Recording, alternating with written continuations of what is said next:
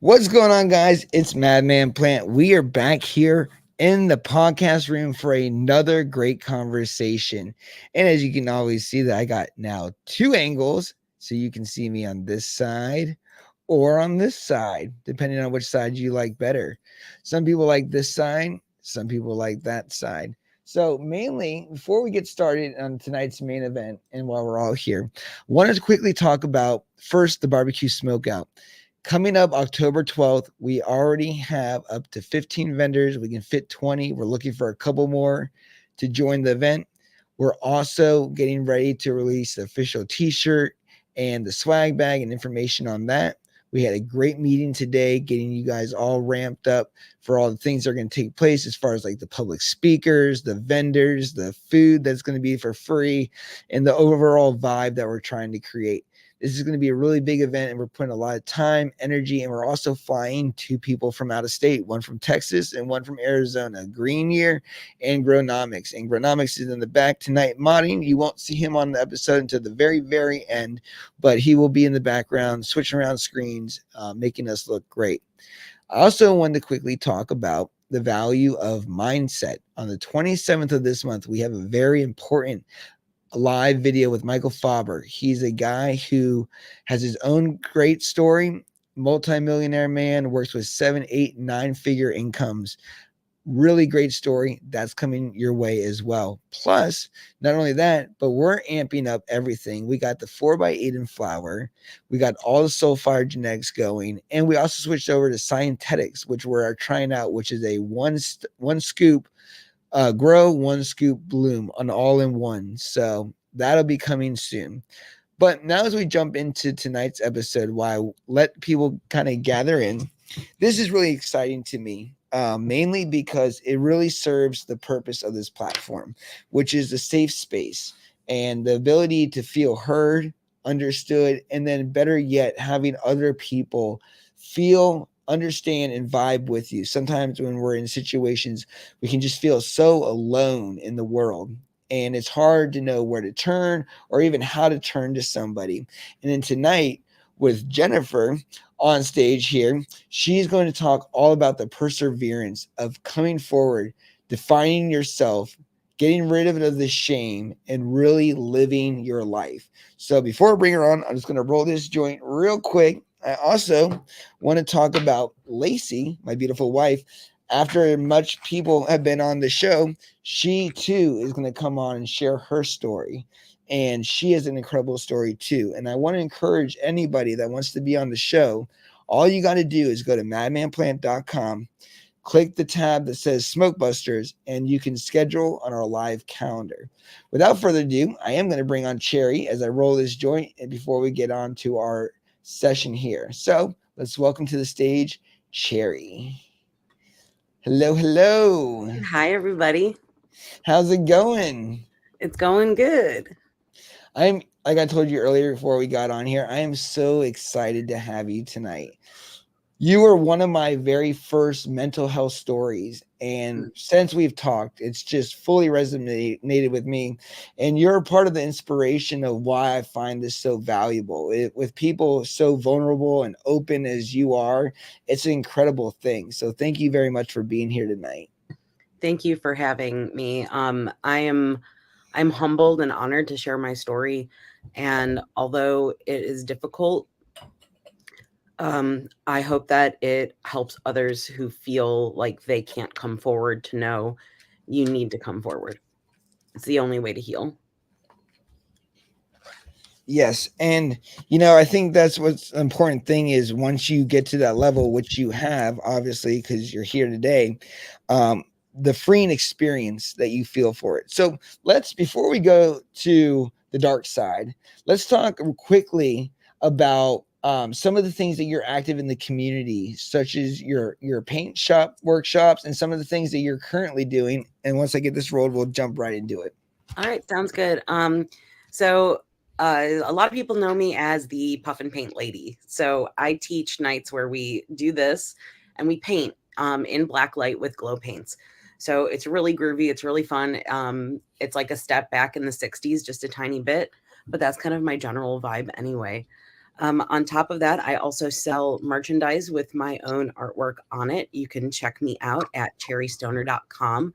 You can see the full event schedule. In the summertime, I also do Get High and tie-dye classes. They're a ton of fun. Tickets are somewhere between 30 to 40, depending on the class. And follow me on Instagram for more. Cherry Stoner Official. You have to spell the whole thing out because there was someone who was trying to be me, but they spelled official with only one I. So you kind of have to type out the whole thing, but just look for the cherry with the 2 X's for eyes, and that's how you know you're in the right place. 2 X's for eyes. That's funny. Either that guy thought he was being extremely clever and nobody would know that there's a missing eye, or he's just really stupid and didn't know how to spell official. So we have 2 opportunities that could have came from this. Yes. All right. Well, let's start diving into it as I spark this joint. Now, your story goes all the way back to childhood. And as we've talked about this, most trauma comes from childhood. You know, it's a very vulnerable point of your life. You don't have much control. You're at the mercy to who's really, in charge of you. And, what kind of happens is when you're a kid, maybe we'll believed or maybe not believed, depending on the situation in the story. Mm-hmm. So now let's talk a little bit about abuse in general. So when we talk about childhood abuse, we're talking about a young age. Now, you first experienced your childhood abuse around the age of 6 and then moving forward. So let's dive into a little bit about that. Well, where to start? When I was young, my brother sexually abused me on an almost nightly basis from the ages of 6 to 12. And in this abuse, not only was it sexual in nature, but there was also bullying, shaming, basically putting me down in general all the time. So that's like the general of the abuse. I think some of the more specifics might be a little bit harder to talk about, and I might need some guidance on which direction to go.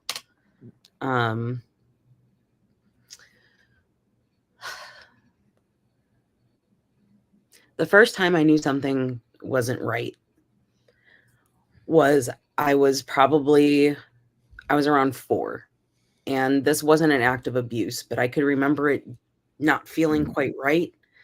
I had a stomach ache and I was laying on my bed, and my brother went and got an ice cube and he was rubbing it on my stomach. And I could just remember the energy. There was something that wasn't right about the situation. And then from there, things progressed very slowly, but they progressed. He would make it into a game. He would be like, oh, you have to touch me like this, and then this will happen. Or, I touch you and then this happens. And so he slowly, over a long period of time, conditioned me to basically the abuse was normalized. I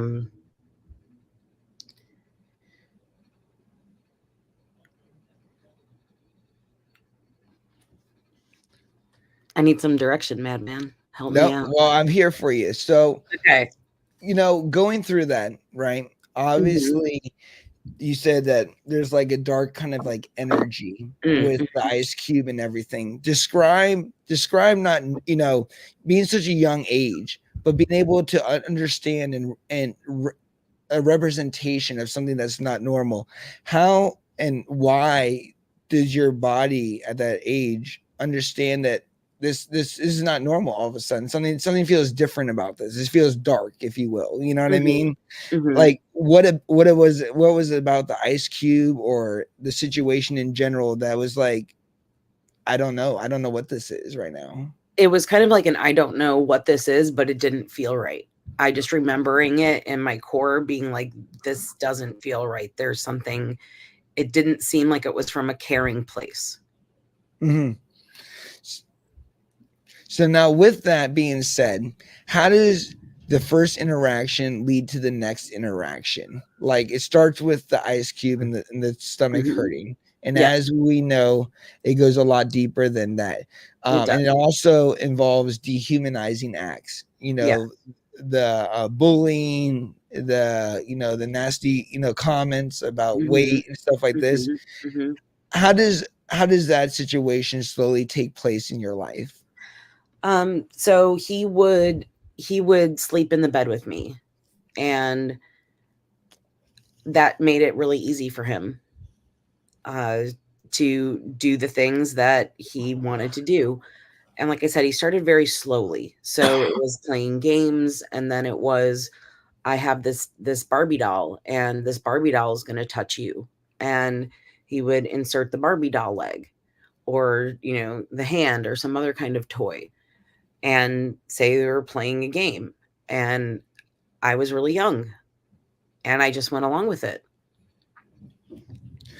Did you ever, like, at that time have conversations with your friends or anybody? Did you confine in anybody at that time to like try to see No, if somebody else, like, is this normal? Do people do this with toys, or like is this like, anything? So it's nope. completely blindsided at that point. So I really didn't have a lot of friends or a lot of people I talked to. I was always more of a loner, um, and an outcast. So whether that was by choice or by design, I've always been kind of more of an outskirts kind of person. And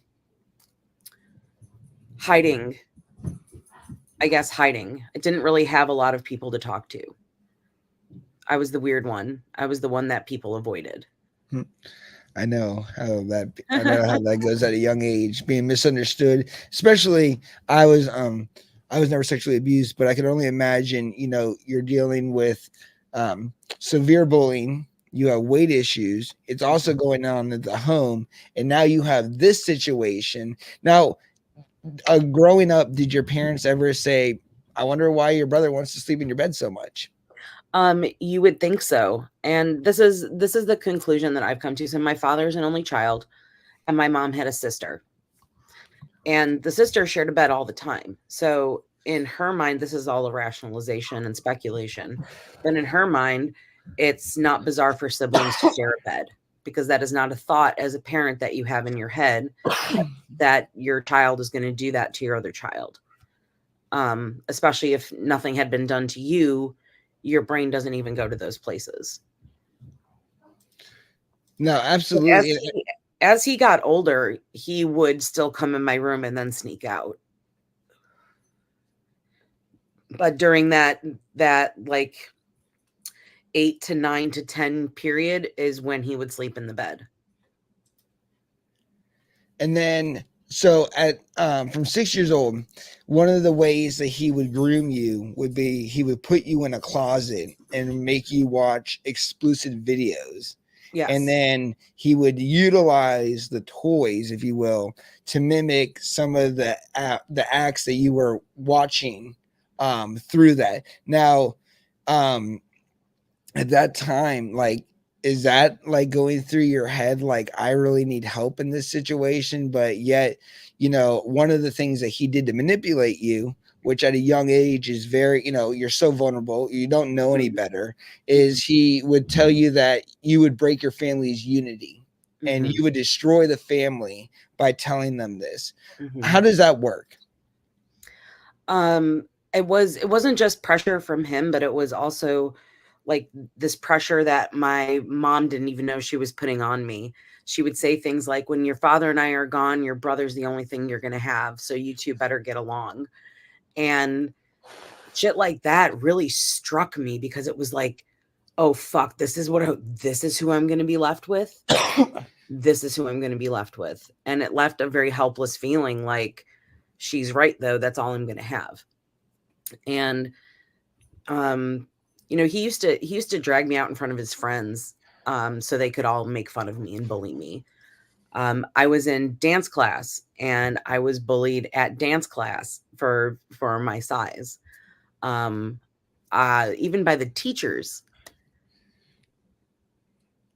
And my friend group, I had one, actually not group, my one friend, the other outcast, and she had a sister, so it never really came up in conversation. Hey, you're doing great. You were doing great. This is why, we did this. It's creating a voice for people. So Yes, going on, one of the different things that you're dealing with is also the fear of not being believed. Nobody absolutely. you're talking to is experiencing this because you don't know how to talk to people about this because you don't even really understand what's going on with you and the situation to begin with. And then keeping this secret for years out of just constant fear. What is that fear like? Why is that so gripping in the beginning? And then how do you transition out of fear? Well, I think to kind of talk about that transition, we have to go backwards just a little bit and talk about the length of time of abuse. Now, like I said, things started when I was 6, and my brother's about 3 years older than me. And it stopped when I was about 11, 12 time range, and which made him about 14, 15 years old. So um, those those acts of abuse got more and more intricate, um, and more involved. And it's also the duality of the abuse. So there was the use of me as an object. So he would dehumanize me all the Mhm. time by either pulling a shirt over my face, putting a pillow over my head, or making me lay on my stomach. Um, those those are the things he would do to make it not me. And everyone's like, well, well, not everyone, but people are like, well, why didn't you say anything? Why didn't you do something? Like I said, I really didn't have anybody to say it to. And not only that, um, my trauma response is to freeze. I go into a total deer in headlights. I am not in my body. Everything is just happening around me. Um, and that's what happens when I am exposed to any kind of trauma, sexual sexual interactions that don't feel right, things like that. I immediately dissociate. Um, and that's due to the coping mechanism of having to survive that kind of trauma repeatedly for years. Because like I said, it wasn't just the sexual abuse, it was the bullying outside of that. He's an artist too. And he would always like put down my work and tell me like it was bad and it was raw and it was this and it was that, and all these things that I don't believe anymore. Um, but he simultaneously showed, you know, affection. Like, I say this loosely, but it's all about your interpretation of how you cope, how you deal with it. So that act becomes, this must be love because the other shit he does is mean. Mm. Do you know what I mean? Like, this isn't this I'm dissociated, so this isn't hurting, but it's bad. I don't know if that makes sense. If anybody else has had trauma like that where it's it's an out of body experience. Um but I've been doing a lot better with the dissociation. Oh yeah, I mean, look, you're here present right now with us, which is Yeah. amazing. I think in the response, due to the fight or flight, you don't know what happens, especially as a female. A male, I think by society standards, you know, you have a little bit of ability to fight back more because I feel like in the sense you at least in my case, I can't speak for every male, but for me, if I was put in a situation like that, I know that I would lose my shit and I would just start like fighting because I can't. I can't deal with that reality myself. And the only way to get out of that reality is to fight. But and the Right. other flip side to people, and this is total normal response, and it happens to everybody, is to freeze. It's like, walking into your house and like imagining there's a burglar there, and you just like what? Mhm. Like you don't know what to do. Like this is my Exactly. house. You're in my house. I don't know what to do. Now, when you go through that, um what are you thinking? Like how is the mind processing? Obviously your body's not moving and you're just kind of frozen, but you say it's like this out of body mentality. How do you describe that? So hyper aware of the detail for me, hyper aware of my surroundings, but completely detached from my body. It's, it's like it's like a movie. It's like watching a movie, but you remember like the background and what was happening because it's this scene and your brain's trying to take in all the information, but you're very much trying to block out the main point. Um, yes. And and thank you for the comments, guys. I appreciate it. The Good Luck Steph Productions, that's our production page, but that's Lacey talking Oh, to you. Just thank so you, you know. So Lacey. if you didn't know, that's Lacey. Thank you, Lacey. Hey, um, you're doing great. yes. I just feel like I'm a little all over the place. It's okay. I'm walking you through a timeline. So it may be me because all the topics are in kind of one timeline. So I'm kind of going back and forth with you. Okay. So I do Okay. apologize. But Oh, right now, we are going to be coming up on the first introduction through art. mm, Finding the solace in painting and writing at an early age, which kind of helped mhm. you deal with that trauma, express the emotions that you couldn't verbalize. Yes. That was a big part. Like I said, I was very much a loner, not a lot of friends. So I would spend a lot of time by myself creating. Um, I'd write poetry. I would, paint pictures. I would do abstract or I wouldn't do abstract, it would be whatever. Doodling, just anything creative was my outlet.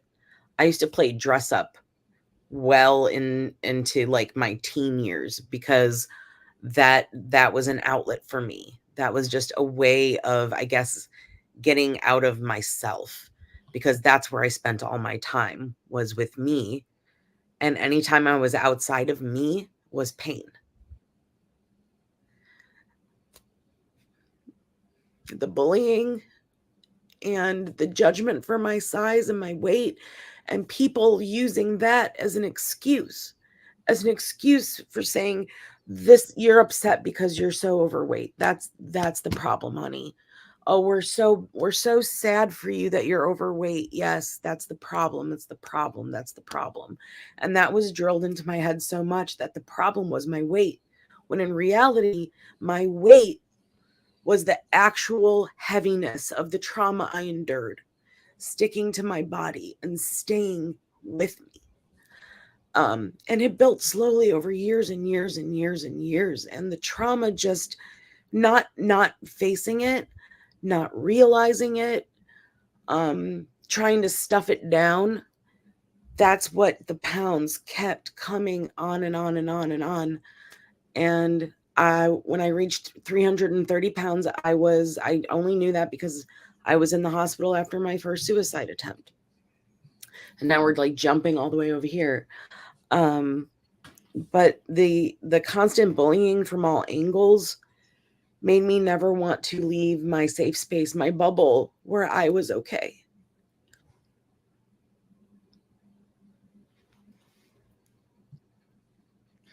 You're doing so amazing. I just want you to know that everybody that's watching is so proud of you right now. And what you're saying is beautiful and it is so strong. I want to continue on a little bit about the suicide attempt. Let's go ahead and talk a little bit about the attempt itself. And then obviously the first, kind of um victory in your journey starts, at Yes. least with your family. So let's Yes. go into the suicide and then the confrontation. All right. So pedal back, abuse stops when I'm about 11 or 12, and I kept the secret from my family for over 2 decades, 2.5 decades. Kept it a secret, and the only person I ever told was my ex-husband. Before we got married, I felt like that was something that he needed to know. Um, and other than that, I didn't want anyone else to know. I was still going to hold this weight of the secret, this weight on my body. I'm still going to hold on to these things. So through my marriage, pretended like everything was good. Everything was fine. Everything is compartmentalized and tucked in a little box, and we don't talk about it and we don't think about it. Um, that went on for a great number of years. And in 2018, Yep. 2017, my bad, the December of 2017, my grandmother passed away. And from there, it was this kind of downward spiral. I had always said that, like, when my grandma passed is when I would bring up the stuff about my brother, because if I had brought it up before she died, it would have probably killed her. So after she passed, that was like on my mind. And then there was a particularly tough Thanksgiving. And just a lot of things in my marriage going wrong, work being stressful, all these things. And I knew my marriage was over. Like, I just felt the energy completely cut off from each other, and I knew it was over. And I was like, I can't do this anymore. I'm done. I don't know if I wanted to die, but I wanted everything to stop. I just wanted the world to stop. Just make it all go away. And so I took a bottle of Xanax, and I woke up 3 days later in the hospital. And spent about a week in inpatient. And they're like, you're saying it's this, you're saying it's that, but go back to your childhood, because that's where the problems are. And in my therapy after the suicide, we talked about a confrontation. And the first step in that confrontation was writing down an account of my abuse in as much grisly detail as I could possibly remember, and then read that out loud to my parents. That was what the therapist asked of me. And the reasoning behind that was because everybody's definition of abuse is different. When you say abuse, you imagine one thing, but the other person, for them, abuse could be something completely different. So the therapist said, your parents need to know exactly what this abuse was. So sharing that with them, that was the most difficult thing of my life, honestly. Writing it down and saying that to them, 11 pages of sheer terror. I tried to put myself in my parents' shoes a million times, and I don't know how I would be either. So I don't put blame on my parents. And a lot of people say, "Oh, your family failed you." You know what, they did. In some ways they did. But it wasn't out of neglect, and it wasn't out of carelessness. It was out of ignorance. If that makes sense. No, it makes 100% sense. And I think that's the thing too, is we're so naive to sometimes the things and the dangers in front of us. Oh, it can never be that person because that person is my child, or that Mhm. can be that person. I've known that person for 20 years. And the Exactly. reality is sometimes we don't know. And we put on this facade, and we don't. So maybe sometimes it's not intentional, but maybe we don't want to look at the signs Right. because maybe we don't want to face them. We don't want it to be a reality. And when you talk Mhm. about um, sexual attacks, rape, all of this, most of the victims are perpetrated by people they know, Yes. people that are close to them, just like, you. So, it's one of those things where, just like green zone growers, It was his sister's boyfriend who she was about to marry. You Mm-hmm. know what I mean? It's just like mind boggling. So It is. now, when we talk about the confrontation, I think this is where I want you to dive into it, because you did this in front of a fully loaded Yes. situation. You didn't just go to them quietly. You did No, this, and I want to talk about that because that's a power move for you, it to was. put somebody in their position like that in front of everybody. Not only look how vulnerable you are right now, but look how much awareness is brought. So let's talk about that. Mhm. So after the sharing the account of my abuse with my family, the next step was confronting my abuser, my brother. And um, what I chose to do was to have my entire family present because this was a family issue. Everybody's silence, um, everybody's unawareness, and the holding of that, and how when I broke, the family broke, and I just wanted them to be there and to share their feelings too. I wrote him a 2-page letter, and my ex-husband actually came to support me, which was really awesome of him. He did not have to do that, but he did. Um, and I wrote him this 2-page letter, and I never made eye contact with him. I couldn't do it. But I read the letter. I didn't cry. Um, I was angry.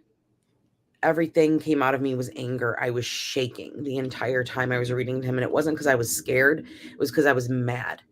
I was really mad because um mad at him for his actions, but also mad at myself for letting it go that long. And that's part of the journey too, is like learning to forgive yourself for those type things. Um so the confrontation. He comes in the house, and my entire family is sitting around the dining room table. We ask him to sit down, and I read him I read him the letter, Yep. and then everyone in my family speaks about their feelings about the things that are going on. Afterwards, he admits what he's done, but our timeline of events is just a little bit different, which brings me to why he and I are going to have another conversation very soon. We haven't spoken in 6 years, and I'm going to open up that channel of communication because there's still things that need to be said, and healing that needs to be done. So that's the next step in my journey. Like, confrontation happened, now it's the after, and it's taken me 6 years to get to this point. Yeah. And I think that is just so great. Now, one of the things that we've talked about, because for those that don't know, obviously, me and Cherry spent an hour yesterday going through extreme detail. So this way we could be as informative as possible and really bring as much value to the audience for those that are listening. But one thing that we both question, and which we don't have answers yet, and soon one day you will hopefully have answers, is how does somebody like that at such a young age himself learn how to condition somebody? And this leads to the thought that maybe he might have been abused as well, because the simple thing, like the whole putting you in a closet, making you watch pornography, you Hmm. know, the idea of putting different objects in you, it's just, I've just never naturally thought, other than, sex toys, to put, a random object like that into somebody, Right. or to make them go into like a dehumanizing position, or go into a closet and then force them to do something. You know Hmm. what I mean? So these things at a young age for a child, it's like, well, where would you come up with these ideas? You Right. know what I mean? And that's a great question. So when you do have that power conversation, I really hope that one day you'll be able to understand better, because then, not that I would ever condone rape at all, would never ever condone it, but it may give you some clarity to why and how this was happening, Yeah. especially to you. Now, one of the things that we also talked about is the poem. And I Mm. want you to talk about the poem, and then I'm going to read the poem out loud to everybody. So, this poem really resonates with you. So go Yes. ahead and talk about it real quick. So the poem is called "A Hole in the Sidewalk," I believe, right? The Oh, poem is actually called I walk down this oh, hold on. I walk down the street, I believe it's called. okay. Um, but Yes. this poem, the first time I heard it was in my inpatient therapy, and someone in the group had shared it, and I just remember bawling my eyes out because it was so accurate.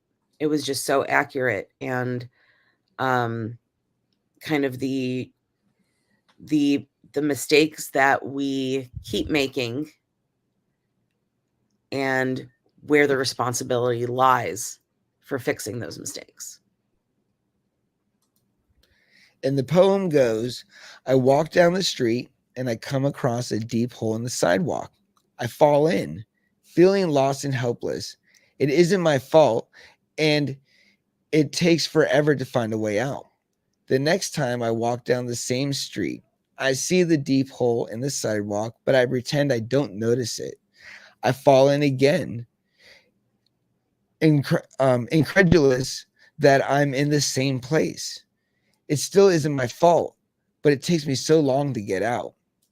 My third walk down the same street, I see the deep hole in the sidewalk, and despite knowing it's there, I in fall in and out of my habit. My eyes are open, and I recognize where I am. This time it is my fault, but I get out immediately. Finally, I walk down the same street, see the deep hole in the sidewalk, and I walk around it. And I take a different street. Just Yes. like that. Yes. So we keep making the same mistakes. We keep living in the same pattern over and over, until we take responsibility for our part that we played in a pattern and we learn from it. Yeah, and I think that part of that too, which you've exhibited throughout your story, is also the fact that, yes, in a sense, you are the victim, but you can't stay the victim. You have No. to move and you have to get out of that thing. And Yes. one of those ideas is a simple fact of being able to identify I'm in the same place again, just like that Mhm. poem. And this Mhm. time it is my fault. You know Mhm. what I mean? So many times I was here by, my not my decision or just being a victim. But Mhm. now I am because I I'm know I am. changing yes, I'm changing my mindset. I'm changing Mhm. my mindset. I am not a victim, I am a survivor. Yep. And I'm not only a survivor, I'm a thriver. Yes. And I'm a changer, and I'm an embracer. Like one thing that was never taken from me with all the abuse was my love for people and how much I enjoy bringing smiles to people's faces. Um, because I spent a lot of time alone. That's amazing. Some of the deepest people in the world have spent the most loneliest times to get, by themselves. And I can say, growing up, I was heavily picked on, to the point where I almost, took my own life because I couldn't stand it anymore. So I definitely know what that loneliness feels, but the beauty of defining your person, and that's why I talk so much about mindset, and that's why my whole philosophy with SmokeBusters is how can you grow a beautiful garden if you can't even grow a beautiful person? You Yes. spend so much time, energy, resources, education, money, and all these different things to make your garden great. But you're going to sit here and disrespect yourself by not putting the same amount of energy, money, time, dedication into yourself. Mhm. And you're going to sit here and stay the same victim, stay the same, woes me, and always wonder why these things happen when all you had to do was take responsibility, say, I'm done with this, and it's not happening anymore. And, Right. and one thing we're going to talk later about in this conversation is the power of learning to say no, which is something that you've now learned and that Yes. you're still working on. But as we go forward, we're going to go start talking about your marriage. So you were married for 13 years and an emotional disconnect that characterized it. The marriage Mhm. was void of emotional connection, which Mhm. compounded unprocessed trauma. Mhm. So let's talk a little bit about that because during your abuse, you which we'll talk about later as well, we talked about non-sexual and then hypersexual as Oh, well. yes, yes. So there's two like responses with child sexual trauma, and it's either you become a very non-sexual person or you become very hypersexual. And I in my teens and my 20s, when everyone's hypersexual anyway, I was completely non-sexual. I was like, men are disgusting. They only want one thing, this and that and the other. All those things are still true, most of them anyway. Um, but Okay, that was the maybe it stance is. I'm I just took. kidding. That was the stance I took, and I had no interest. And then I met my ex-husband at the job, and he kept coming around. He kept coming around and he kept coming around, and I was like, I don't understand. I don't understand. Anyway, we got married. He was my first boyfriend. He was damn near my first everything. And, you know, things were good for a bit, and it got, the I projected my trauma onto him, and he basically he is a,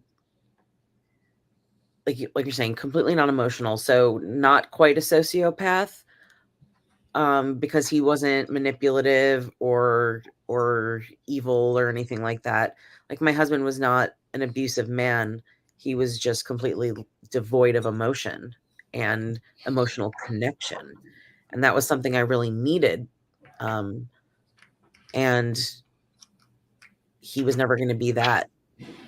So our divorce was the best thing for both of us. And it happened right after my suicide attempt. He decided that I tried to leave him, like for real, tried to leave him, and he couldn't do it anymore. That the years of my undiagnosed bipolar, um, being untreated, he had to endure not only that trauma but my mental illness. So that was, I'm sure he has trauma from the marriage. I wouldn't doubt it. Um, but we are both in much better places, and I'm grateful for my divorce. I'm grateful for my divorce because it allowed me to discover who I really am instead of trying to be the person everyone else wants me to be.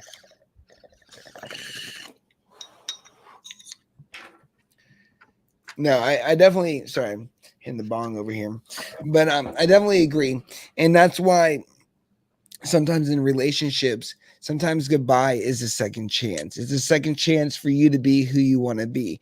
There's Yeah. no sense in being in a relationship if the other person doesn't going to allow you to be you. You know what I Mhm. mean? Because that's the whole part of loving the other person, is loving who they are and what we represent. And Yeah. one of the things you talked to me about, and I hope it's okay that I mention it, is the concern that some of the people that may be watching you've been intimate with, and some they maybe don't know some of these aspects, but the fact is if they love you as a friend, is they love you as a lover, a sister or brother, go on, whatever, they're gonna have to understand that your story can't change. It's written in stone. It's you, Mhm. and the value of what that adds to you, the value of the person that it creates, even though it's negative, it's still building $1 million mindset, a resilient mindset, a mindset that knows better now, knows how to handle these things. Mhm. So in a way, if they don't understand that, they don't understand how you're changing for the better. You know what I mean? And that's sad for them because it's such a beautiful thing for you. So going forward, let's talk a little bit about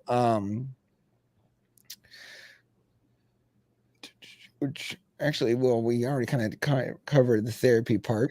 Um, Do we want to talk about the boxes? you know what? Let's talk about the boxes, and then we're gonna start talking about rebuilding in Virginia Beach. So Okay, let's cool. go to the boxes first.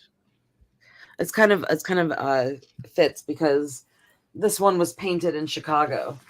Oh, very cool. Okay. All right, so everyone's like, "Well, why did you paint a cardboard box?" So let me tell you why I painted a cardboard box. This is a representation of how I see my trauma related to my brother. It is a giant cardboard box filled with thick, slimy sludge. And you can't pick up the box because if you do, the bottom's going to drop out. So you end up like kicking it and dragging it everywhere. And it just leaves these nasty, dirty streaks everywhere you go. And that's how I see trauma. So this one was dubbed Return to Sender. And I recently, at one of my Paint Your Emotions nights, I met a woman who was on the other side of discovering that her daughter was touched by her son. So literally like 3 or 4 days before the class, she found out. And when she started telling her story, I just started crying with her because I saw the other side of it, if that makes sense. Like how my mother must have Yep. felt. Yep. And it kind of brought it full circle. So at that paint night, I started on a second one. All the smaller bits of trauma, all the little smaller things, this is not done yet. All little smaller boxes and smaller bits of trauma that my brother has given me. This is the second delivery. So this is the stuff I'm working on now. If that makes sense. Oh, it makes 100% sense. Somebody said I store my trauma in the same box, but it glows blue. That's at least that's a pretty color. Right? No, but I love that. And I also love the sense that you were able to immediately recognize it from the other side. It totally makes sense because now you get to see the mom's reaction, which I'm sure maybe you didn't get to see. Maybe you still haven't gotten to see the true reaction, Right. from her type deal.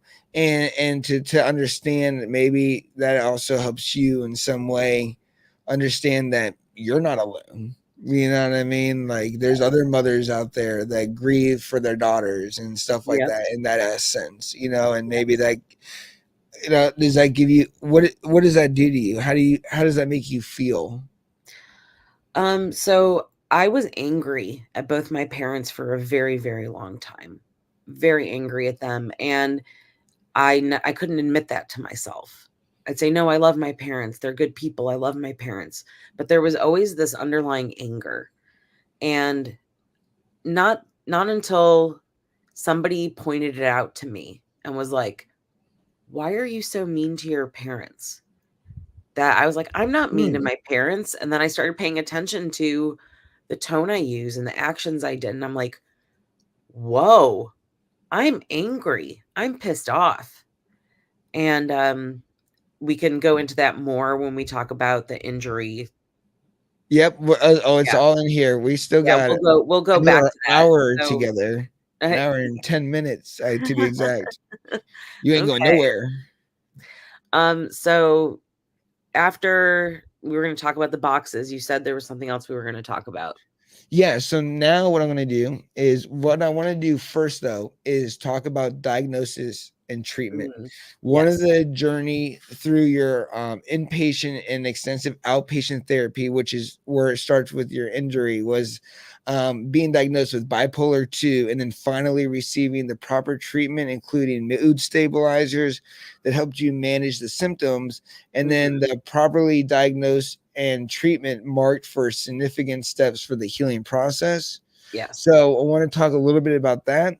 And then I also want to talk about what you already did as soon as you started to work on yourself. And that's why one of my favorite quotes by Jim Rohn is, if you want to make a living, work hard on your job. If you want to make a fortune, learn to work on yourself. And by doing that, you will see change. And one thing you saw right away was the weight loss. So let's go ahead and talk a little bit about that, and then we'll move you right into the new beginnings and challenges to Virginia Beach. Okay. So let's see. I guess it kind of coincides with moving to Virginia Beach. So Perfect. after my ex-husband decided, I didn't at the time I didn't want to get divorced, but retrospectively, best decision ever. When he decided that he didn't want the marriage anymore, I was like, okay, well, I am not staying in Chicago. I can't be here anymore. I need a fresh start, someplace to go. So I came to Virginia Beach. I had spent some summers here as a kid. It's always felt like a safe place, emotionally for me. And I was like, I'm doing it. I'm moving to Virginia Beach. So I packed up my dogs, packed up my life, left my job, and moved to Virginia Beach. And I had never been on my own before. I was a mid 30s woman who had never lived by herself. I went from living with my parents to living with a husband. So I'd never been on my own before. And it was a whole new world, and it was scary, and it was wonderful. And I felt like a teenager because I had freedom and I could do anything and whatever. And it was really cool.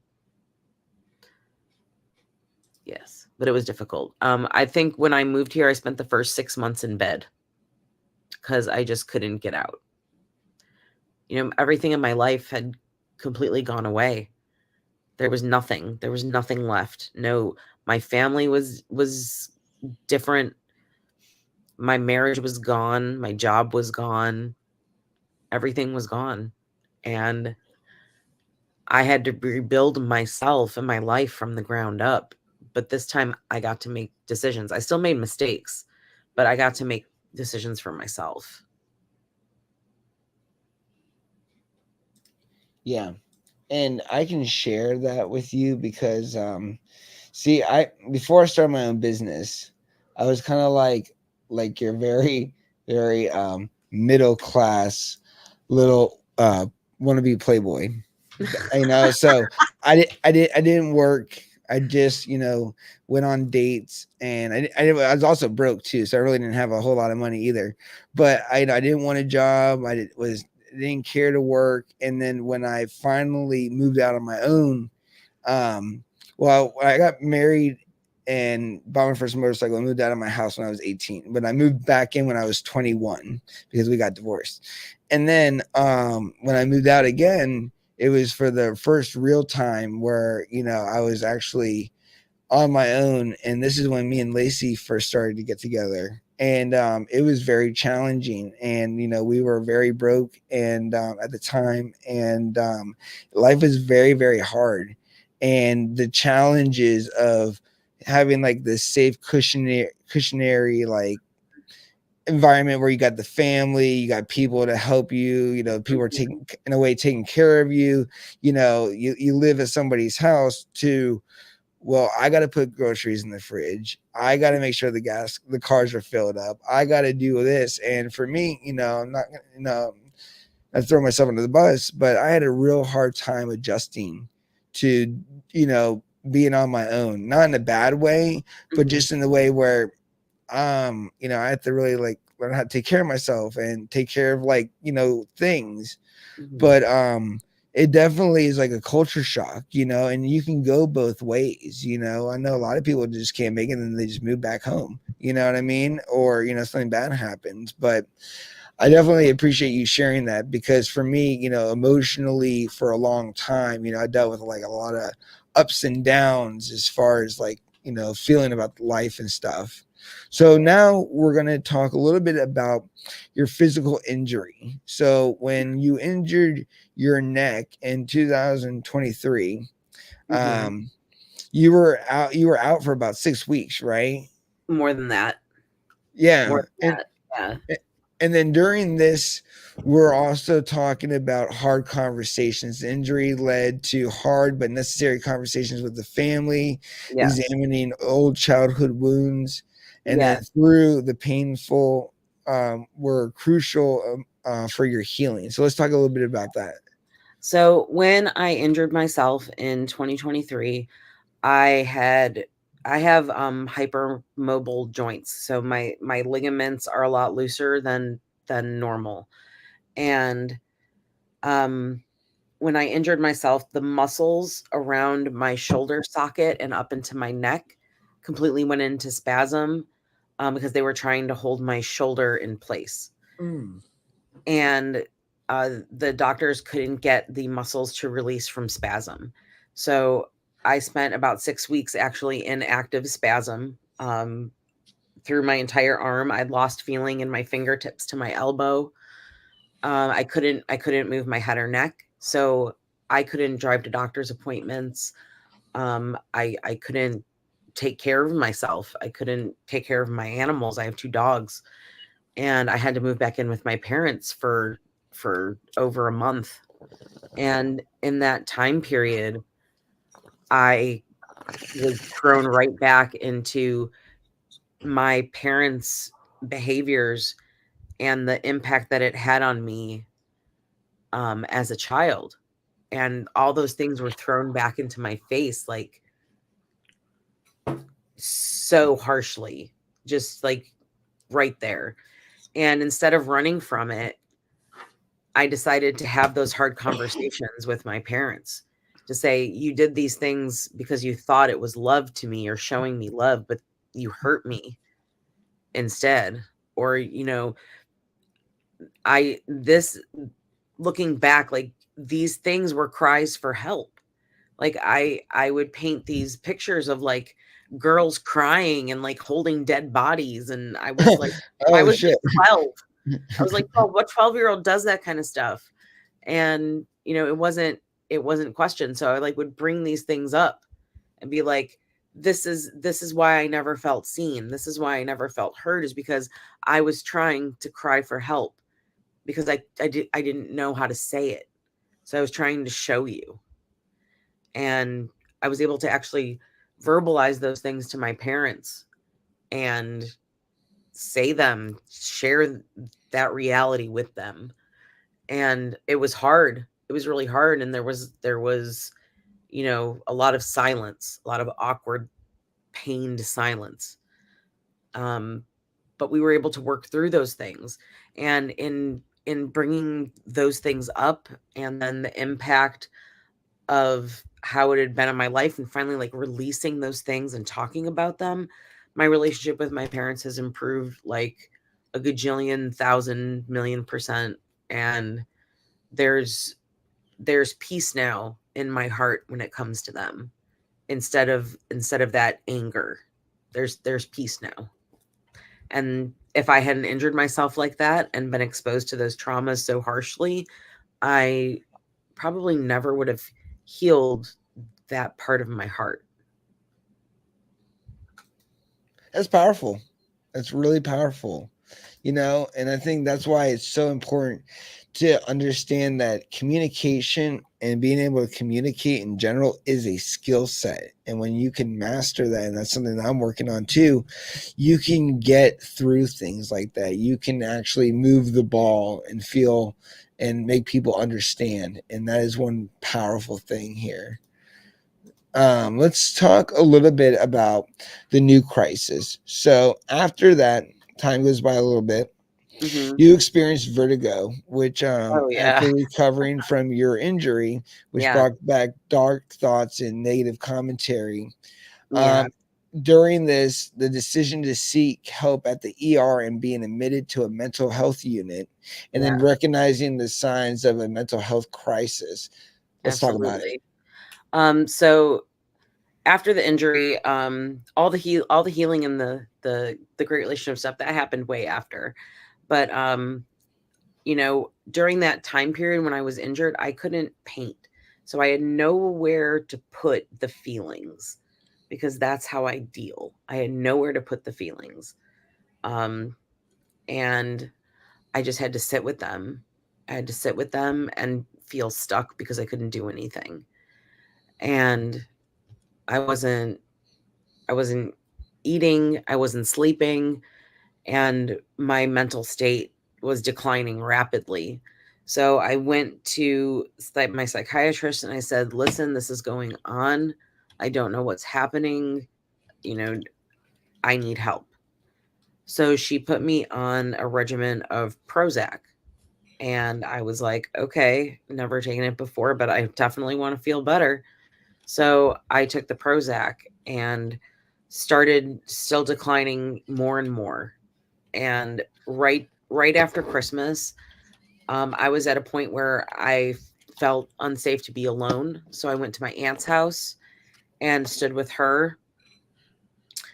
Um, and I just was in the darkest of places. I didn't, like I said, didn't want to be alone. I had nothing but like this negative stream of thoughts in my head 24/7. Like I couldn't get away of them, couldn't get away. It's just negative, negative, negative, everything.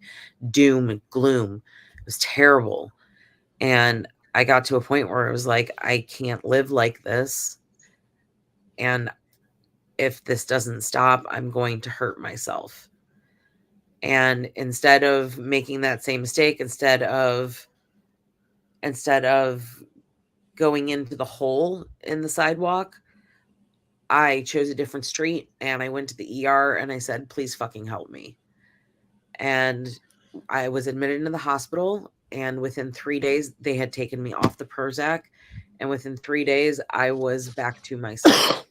I was absolutely back to myself and just so grateful that I sought help instead of doing the other thing that I tried before. Yeah. No, I can definitely agree because I have depression and anxiety and they put me on meds and it made things worse. And that's why I wound up with honey because I told them that I can't do the meds anymore. It does not help me like you guys think. And maybe it works for some people. But for me, I also want to think about it too as like, which I think a lot of people want, is a temporary thing. Mm-hmm. Maybe you need depression meds or anxiety meds for a little bit in your life. But the Yes. goal is to get yourself in a position where you don't need these things and we Right. don't look at them as forever. So if you Yes. are on them, kudos to you. And if it works, let it work. But also have the goal where one day, it's more about mindset than it Mm-hmm. is about your did I take my meds today type deal. Yes. I'm not going to be Yes. self-regulated because I have meds or am I self-regulated because I make better decisions. I think clearer. I am Mm-hmm. more because I'm doing more. I'm becoming more. Yes. Um, so with that being said, um, which we just covered that, the realization of the universe guiding you towards healing and the commitment of self care, you Yes. interpret these challenges as necessary for your growth and healing, embracing a proactive approach to your well being. With Mm-hmm. that being said, you have a couple commitments to your self care, which can be identified as like self parenting philosophy, Mm-hmm. of treating yourself as your own child, focusing on self love through your actions. Mm-hmm. You have self love through actions, the importance of doing this things she hates, like Mm-hmm. cooking, cleaning, exercises as acts Mm-hmm. of love for Yes. yourself, realizing that these tasks were necessary to create the well-being and the respected self-image, and then the realizing of self-worth, understanding that self-love means you're doing things that you don't want to do because you love yourself enough to do, to want to be good to yourself. And I share that with you every night because sometimes I'm ready to fall asleep and I don't want to brush my teeth and I'm like, Mm-hmm. my grandma, it's so funny because you're close to your grandmother, I was close to my grandmother. She always said, be true to your teeth or they'll be false to you. Ooh. And it's such a great thing. And her voice pops into my head and I'm like, all right, get out of bed, even though you were just like asleep a second ago, and go brush your teeth because you care about yourself and you Mhm. want good teeth and you don't want to, you know what I mean? So now I'm Yes. trying to do the other assets, but those are really great things that you can do and your own philosophies that you work. Another thing I want to talk about is body image and societal expectations. you share a struggle with societal expectations and it's impacted your mental health. Talk about that. Absolutely. So, um, when you are a gorgeous woman or even a gorgeous man, you get treated differently. Like, I get treated differently when I wear makeup and when I don't wear makeup. It's crazy. And when your size, like, body positivity was not a thing in the 90s. You know, Kate Moss was a thing. Heroin chic was a thing. So girls who are thick were you couldn't even buy clothes. You would have to go shop in like the old lady section and you know wear mom jeans because that's what was in your size. So they didn't have places like Torrid or even have plus sizes in regular stores. So you were always like stuck wearing crappy clothes. Um and I forgot where I was going. My train of thought completely derailed. That's Help. okay. We Help. got we got plenty of time. So we were just talking about societal expectations Thank and you. body Okay. image. Yes. And as I mentioned before, I danced ballet for about 12 years growing up. And I had to be like in, black leotard and tights in a room full of Kate Mosses.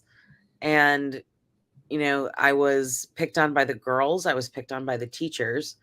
And uh, I still kept going back. And I ask myself all the time, why did I keep going back? Why, even after a teacher at 10 years old, a teacher pulled me out in front of the class and said, "You're just too fat to dance." Because That's fucked up. I couldn't get a step right. I couldn't get a step right. And I remember walking out of the room and crying a little bit and then getting my shit together and then going back in and finishing class. And coming back the next week and the next week and the next week and the next week. And I thought about it for a long time. And actually, when I was injured, one of the realizations I came to is I never danced for me. I was dancing because my mom wanted me to. I was doing it for someone else. And that was a pattern in my life, doing things to please others and not really knowing what made me happy. Me. Take out everybody else, what makes me happy. And I would go back to that girl in her bedroom just making stuff and being weird. And that's what makes me happy. And that's the part that I'm allowing to see the light of day again. Isn't that a beautiful thing when you allow yourself to do something like that? And one thing I've done too recently is try to appreciate the small things. Like, like when I go on a walk, we have this tiny little lake. I mean, it's small as hell, but just appreciate like the animals and allow myself, like you, to be happy and to feel happiness, because happiness, in a way, is not this constant flow. Like it's a state of being that does not last forever. It's something that comes and goes, Mm-hmm. and it's not a constant. And the sooner you realize that, and the sooner that, like, you are in control of your happiness. And I'm a victim too. I get very irritable at times. I can be very negative. I'm not always Mr. Wise and perfect, because I'm definitely not. I'm Nobody's opposite perfect. perfect. I'm very opposite perfect. But when you provide value and you become value, your total output changes, and you see it in your conversation, and as you move forward through this podcast tonight, just your strength, your confidence, how you speak is changing.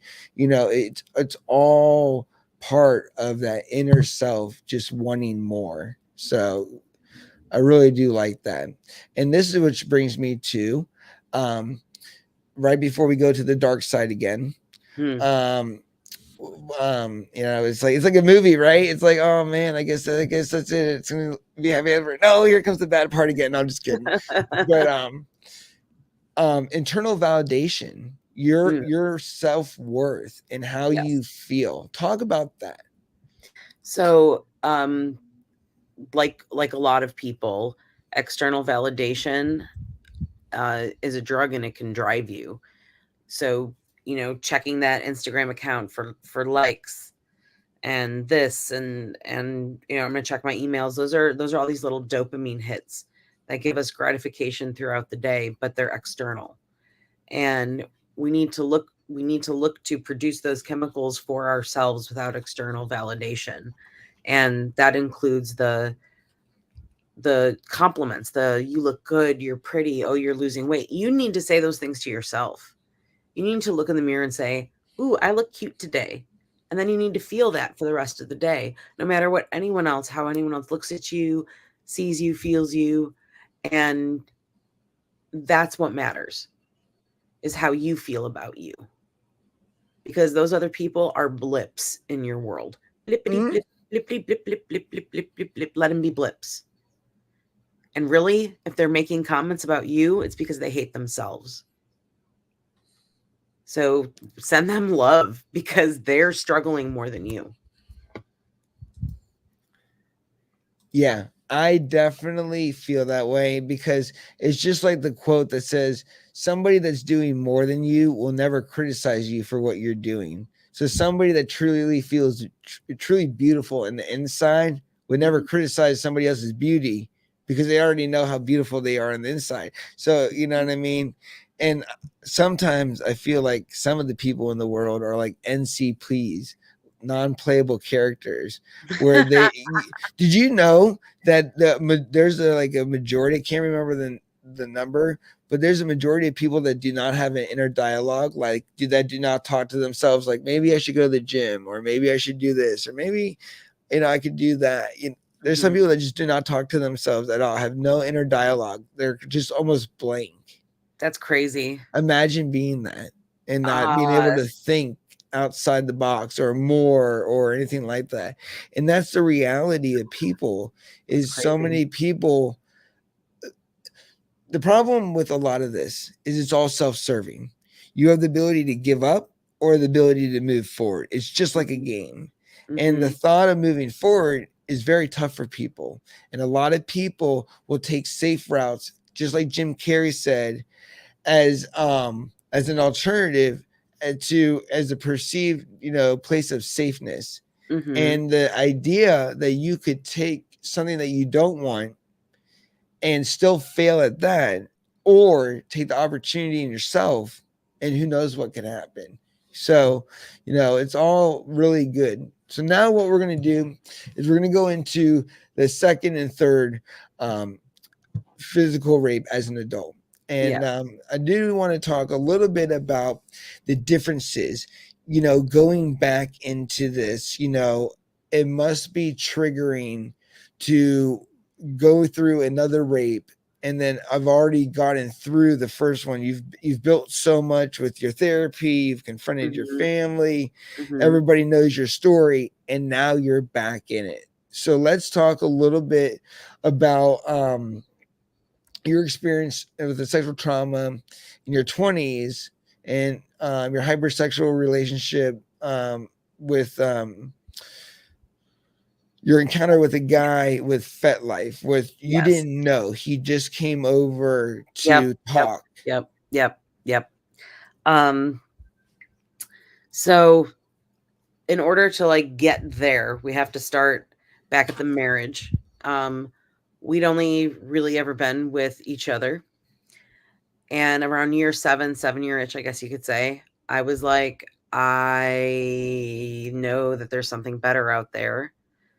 Um, and I want to have sex with other people. I had gotten over his patience, and I guess his lack of emotion help me kind of be comfortable with sex.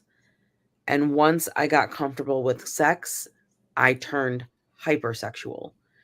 So I suggested an open marriage.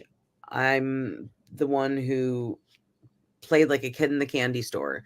Everything consensual, nothing, no bad things. It was good. Open marriage, but it was the end of my marriage at the same time. So if you're thinking open marriage, just get a divorce instead. Um, And why do you say that? like if you're both of the swinger mentality, This is talking yes, about E&M, ethical non-monogamous. yeah, yeah, yes, exactly. Um, but that's when I became hypersexual, and then after the divorce, I after the depression let up, I became hypersexual again. And I was exploring all these things that maybe I was curious about before, but, never tried it or never even considered trying it. And one of the things that interested me was BDSM. And as a way to kind of say, I'm allowing myself to be treated this way. So in a way, I'm taking control. It's my reinserting myself into a type of abuse, but it's with my allowing and my pleasure. So you know it's an interesting. BDSM dynamics are psychological and sexual, and those are the things that interested me. And I created an account on FetLife, totally new to all of this, just start chatting around and talk to some local people. And there was this guy that had really good conversation skills. So we talked for like a week, I think, and maybe even less, probably less. But he was like, "Hey, I'm in the Virginia Beach area. I was wondering if we could just meet up and talk." And I was like, yeah, we can do a face to face. That's cool. He's like, "Yeah, I just want to come over and talk and give you a hug." And I was like, "Okay, cool. It'll be fine." And it wasn't fine. I opened my garage door, and not my garage door, my screen door, and I leaned out, and he forced himself into my house, and he took my by my hair, and he brought me into the bedroom, told me to get on my knees, and then um, made me blow him, and um, dissociated completely. People say, "Why didn't you stop? Why didn't you defend yourself?" I go into freeze mode. That's what happens. I disconnect. And um, afterwards, he told me to stay where I was, and he left. And that was that. When I got myself back in my body, I messaged him and I said, "You raped me." And he said, "I thought that's what you wanted." And I said, "Where did I ever say that that's what I wanted? I understand that there are non-consensual, consensual sex acts. This was completely non-consensual. He forced himself into my home and on me." And after that, needless to say, I got rid of my Fed account, um, and started being a little bit smarter about the way I explored that community. So anyone out there who's thinking about it, trust no one. Trust no one. Well, yeah, and when you're naked and on a bed with somebody, and it's just like a dog on its back. It's a very vulnerable position. You know what Mhm. I mean? And there should be trust, and Yeah, that as BDSM is about trust. First and foremost, trust and consent. So he actually knew nothing about the community and was just a fucking predator lurking around on this website finding vulnerable women. yeah. Well, and then trying to justify it. Well, it's Yeah, BDSM. You know what I exactly. mean? It doesn't always have to Exactly. be consensual. It could be an act, or it could be, acting. It's a scene. Yeah. Yeah, No. and I've seen lots of BDSM videos and stuff like that, and for some of the things that they actually do in the acts and stuff, I'd want to trust the person too, because a lot of times you're Mhm. restrained, you're Yep. gagged, you're Yep. a lot of put in weird positions. In some cases, put in cages.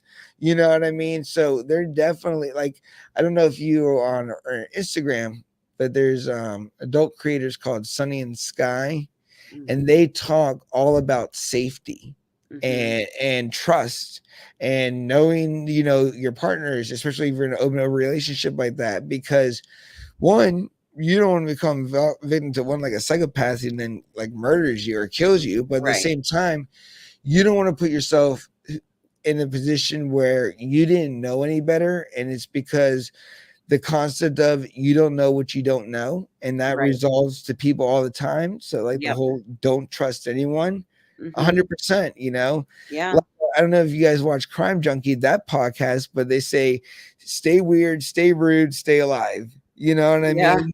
And it's kind of the same concept, and especially in that aspect, you want to be very selective. Plus, what if they have diseases or any other things, it's not Mm-hmm. only just physical harm, it's Yes. you know who knows how many people this other guy raped, and now Mm-hmm. you may have something that you have to live with forever, Mm-hmm. and that sucks. All Yeah. right, so now talk a little bit about, if you can, a little bit about the scenario. So when you were disassociating, were you going back at any time to your childhood? Were you bringing flashbacks of the previous traumas? Like when you dissociate, what happens in the mind? Um, Like where does Jen go?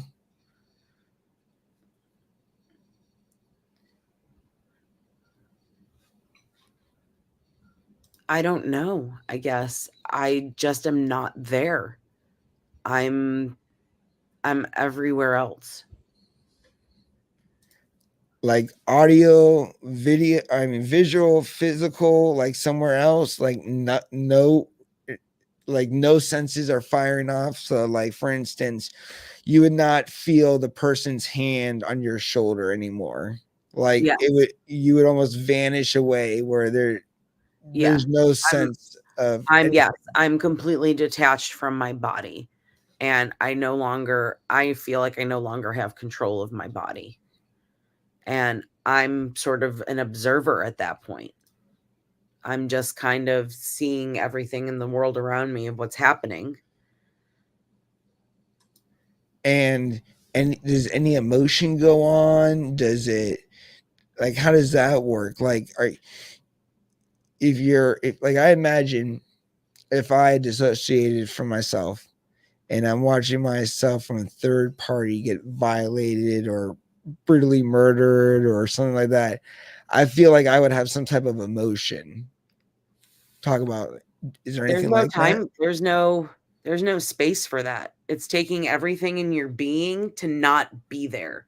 And emotions, you're connected to your body. If you're having an emotion, you're in your body. So the complete detachment of yourself is to detach from emotions as well. So you're not feeling anything. Period. End of sentence. I'm not feeling shit. And then, like, is it just in blackness? Like, just kind of like, you Not know, uh, really. It's you're still seeing things. You're around, but you're truly not there. For someone who's never experienced dissociation, I don't know, do you ever do party drugs? I've done ketamine. Okay. So ketamine is a dissociative. Yep. So imagine that happening to you. Well, Just I that. definitely can, because one time I had done Special K and I didn't know my grandparents were coming over to the house, Mhm. and I was upstairs in my room in my little K hole, if you will, just hanging out, vibing, watching. It was like I was listening to a documentary, but I was really just like closing my eyes and just felt like I was sinking in the bed. And then my grandfather came in and he's trying to talk to me, and nothing. I'm not registering anything that he's Mhm. saying. It's all just sounds like mumble jumble. I'm really trying hard to focus, but it's just not working for me, and it feels like you're in a very dream state. Is that we're talking Yes. about the same thing? Kind of sorta, yeah. That is a good comparison. Yeah, Yes.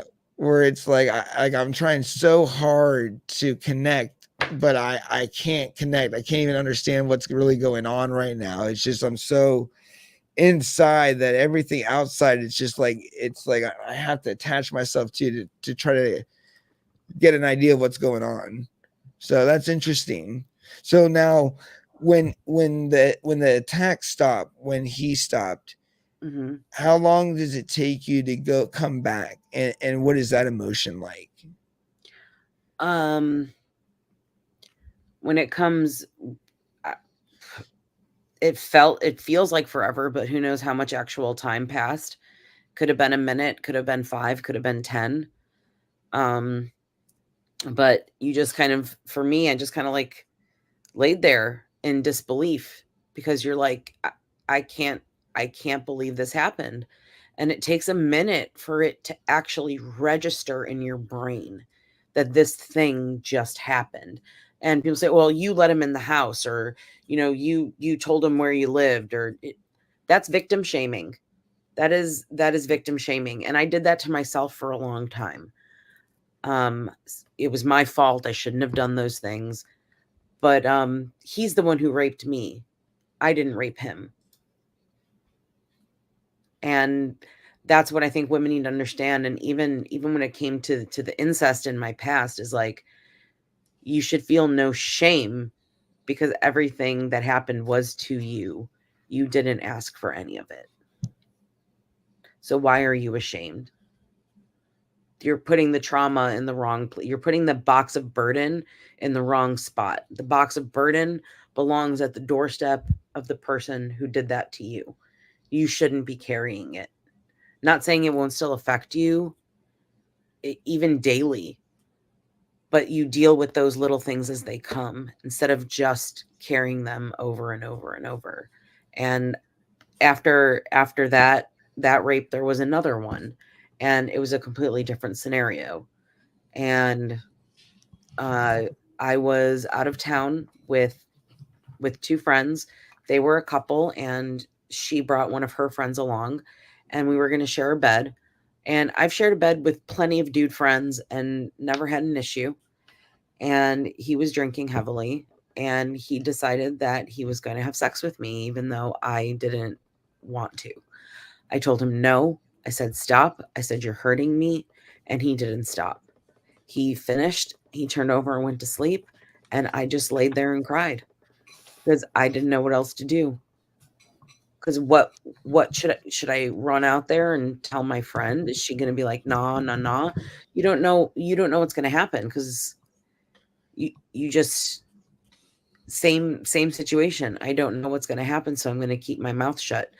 I did for 48 hours until we got home, and once we were out after the trip, I told her what happened, and all she said to me was, "You two will never have to see each other again." And that was the end of the conversation. How does that make you feel that somebody that's supposed to be your friend is going to say something like that to you? Um, that is more about her and less about me. So her fear, her anxiety, her feeling about the situation, that's how she was best equipped to handle it. Just like my best equipped was, I said it, and now I'm gonna move forward from it instead of dwelling on it. It's a great perspective to have that it's a her problem. It's not a Yeah. you problem. Yeah. Now, with that being said, going back to the kind of the same question, now that you're doing this a third time, does anything like connect with each other? So like this sets off this trigger, and then this trigger creates that flashback. So while kind of like in the movie, like like something will be happening and then it triggers a flash, like for instance, like in a war movie, the guy will get hit with the bullet, and then he'll start to go back to like a flashback in his life, and then it goes part to like all this the other scenes in like the TV show or whatever, and Hmm. then he survives and then he comes right back. Is it like that at all, or anything like that, where it's like things are connecting, like now I'm remembering my first trauma, now I'm remember, oh, this connects me to my second trauma? No, I would say that those kind of like flashback type things that happened more in my marriage, like actually having sex with my ex. And when those things would happen, he would be like, okay, we'll stop, it's okay. And he would be very patient and very understanding with what was going on. So that's why I was able to get over the, I guess, the fear of sex. Now, it seems that sex is a two-way street with you. It seems like in your promiscuous way of trying to deal with your trauma, getting into like the BDSM, open Hmm. relationships, hypersexuality, you're in control. So you're driving that ship. Yes. So where does the confidence come from? And how is there no flashbacks and problems in those arenas, but in an arena where you're with your husband who you quote unquote would trust in a private setting, in Hmm. a room that's yours? Hmm. How does that work? So the BDSM didn't come till much later. Okay. So that first 7 years in my marriage was a very slow process into actually even wanting to have sex. Mhm. So it took a long time to get to be comfortable with it. And then once I was comfortable with it, is when I jumped off the deep end and Okay. did like 360. But where does my I guess my question is, where does the confidence come from? Why all of a sudden, or like why did the light turn on for Jen? From I have to get comfortable with this to I want to indulge in this. I don't know. I think that I didn't know what I was missing, but I knew I was missing something. Just like attention, or And just the no, thought of being wanted, or the sex in our relationship was awful. And like I know that we both didn't know what we were doing, Mhm, but I knew that there was something better and I wanted to experience that. got you. Yeah. So by doing that, that in your mind made it acceptable for you to take on that challenge of dealing with those situations. Because did you have any thought of like, okay, well, if I do this, there's a good chance I could, have an episode and be triggered by something and then have to deal with that. Well, I think anytime that I felt that way, I just went into dissociation mode, you So know? so there could have been other times too in your relationships where just during the act you're not there. Yep, very much so. That is honestly, I don't know if I've ever been in my body when I've had sex.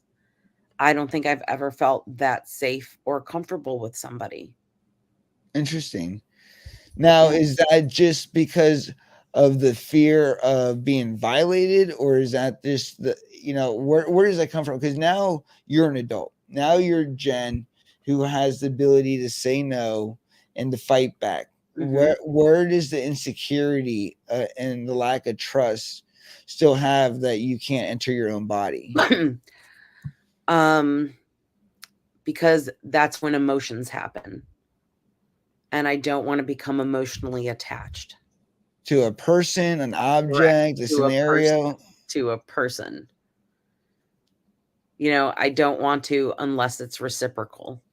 Mhm.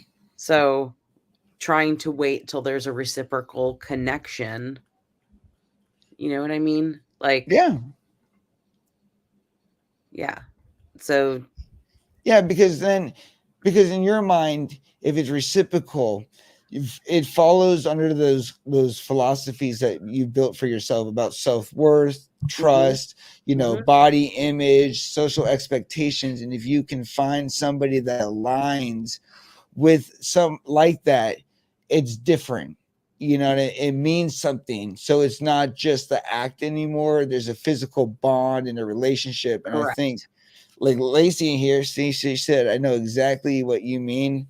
And and she does. I can tell you that. And with that, it's helping me understand a lot of things too, because one of those things is, you still, even as an adult, don't know how to be in that situation because you were never properly introduced to it. You know what I mean? Like a Mhm. normal way. You Correct. were violated into this kind of realm or arena, Mhm. not exploring it on your own terms, where you had the confidence, you had the control, you Right. had the desire. None of that's there for you. So Mhm. it makes a lot of sense, and moving forward with this, the struggle with saying no, which is not knowing how to say no due to early abuse associated with Mhm. shame, the Mhm. feeling like, you put yourself in these situations, and then obviously, knowing in your heart that you didn't ask for these to happen, Mhm. and then as we And go believing through. and believing believing, truly genuinely believing yourself, you know? And saying, "Well, guess what? Never again." Unfortunately, I got raped again, circumstance completely different, but hasn't happened since, and never I mean, never say never because shit happens every day, but I think the likelihood of those situations reoccurring, are slim to none because, like I said, fucking trust no one. Yeah.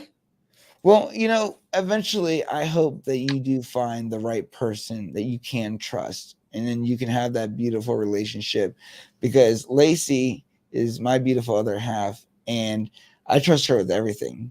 You know what I mean? And to have that relationship and honesty and openness is a beautiful thing.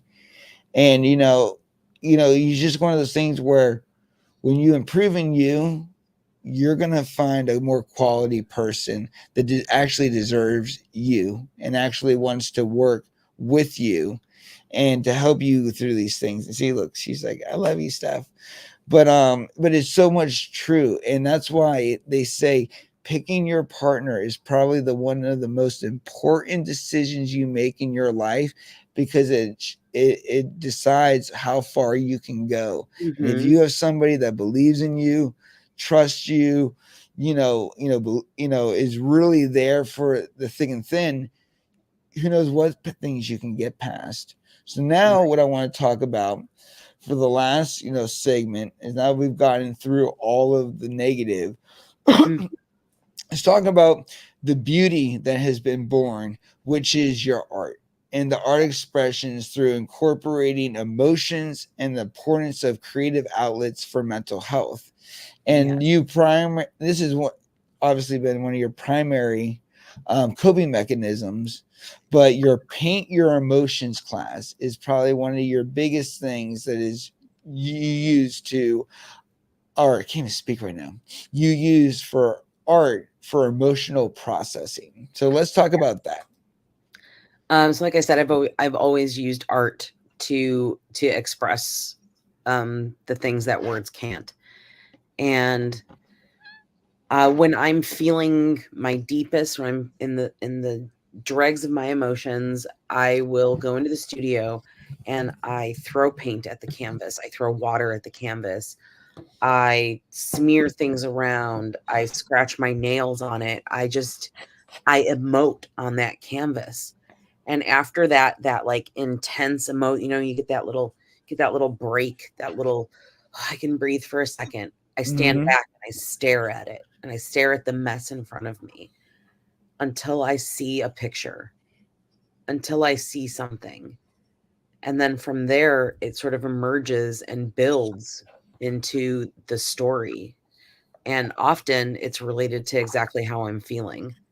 Like that's the beauty of art. And the other thing that's great is when other people can look at your art and they can project themselves into it and they can feel their own emotion by looking at yours. It's super cool. Super cool. So with Paint Your Emotions nights, I bring people together and um I encourage them to get in touch with that emotion that they want to work through, that anger, that fear, that anxiety, to really get in touch with it and experience it in the moment. put that crap on canvas and then transform it into something beautiful because you have control over those things. So it's very therapeutic. And if you're willing to let yourself get triggered, if you're ready to let yourself feel those things rawly, paint your emotions nights are a very safe place to do it. I am there for you. Um, and 9 times out of 10, the other people in the class are there for you too. Yeah. Which brings me to my next topic, which is kind of cool because you and I share something in common, which is we both have a persona. We Yes. have Stefan, which is really me, which Hmm. if you're smart enough, you can go on Instagram and click my other links and see what I look like. No secret there. But we also have Madman Plant. Hmm. With you, we have the beautiful Jennifer, and then we also have the luscious Cherry Stoner.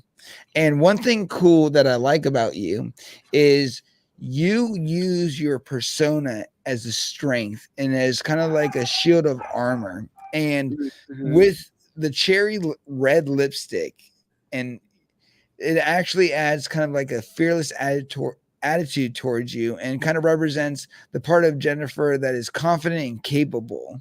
This Hmm. also allows you to engage with the world assertively and has become a big part of your brand. And it also has been the whole kind of projection forward of your confident self, and then you're also humble and vulnerable self. Talk about living kind of like a double life like that, and how does lipstick really make a difference? um, so like it's like putting on armor, in a way. Uh, so I put that red lipstick on and it changes my mindset. It shifts my mindset. And it's like, um, I'm sorry, reading a comment got totally distracted. ADD brain. Do it, read the comments. If you want to stop and I've say something, go done for it. many great, but not yet emotional therapy. We'll see her soon. I think I know who that is. Hi, love. Apparently it's thundering and raining. I just heard the thunder outside the house. Oh no. I know. Keep talking. Um, I forgot where I was though. It's okay. Let me remind you. We're talking about that red lipstick and how it Oh makes a yeah. difference. Okay. So it changes my mindset. It's my game face. It's my, like when a football player puts on his pads and his helmet, he's like, now I'm in the mode. It's go Mhm. time. So that red lipstick for me, that's go time. So I very purposely didn't wear my signature red lip tonight because I'm coming on tonight as Jen. I'm being my vulnerable self, my not shielded, because I'm talking about the things that are so deep and so personal that if I came on as Cherry, I wouldn't really be connecting with you. She would be my layer, my mask. So I wanted to make sure I wasn't wearing that mask tonight. So I could be genuine. Isn't that powerful? Like how great do you feel right now? Um Let's get a round of applause and comments here. Let's get some hands clapping.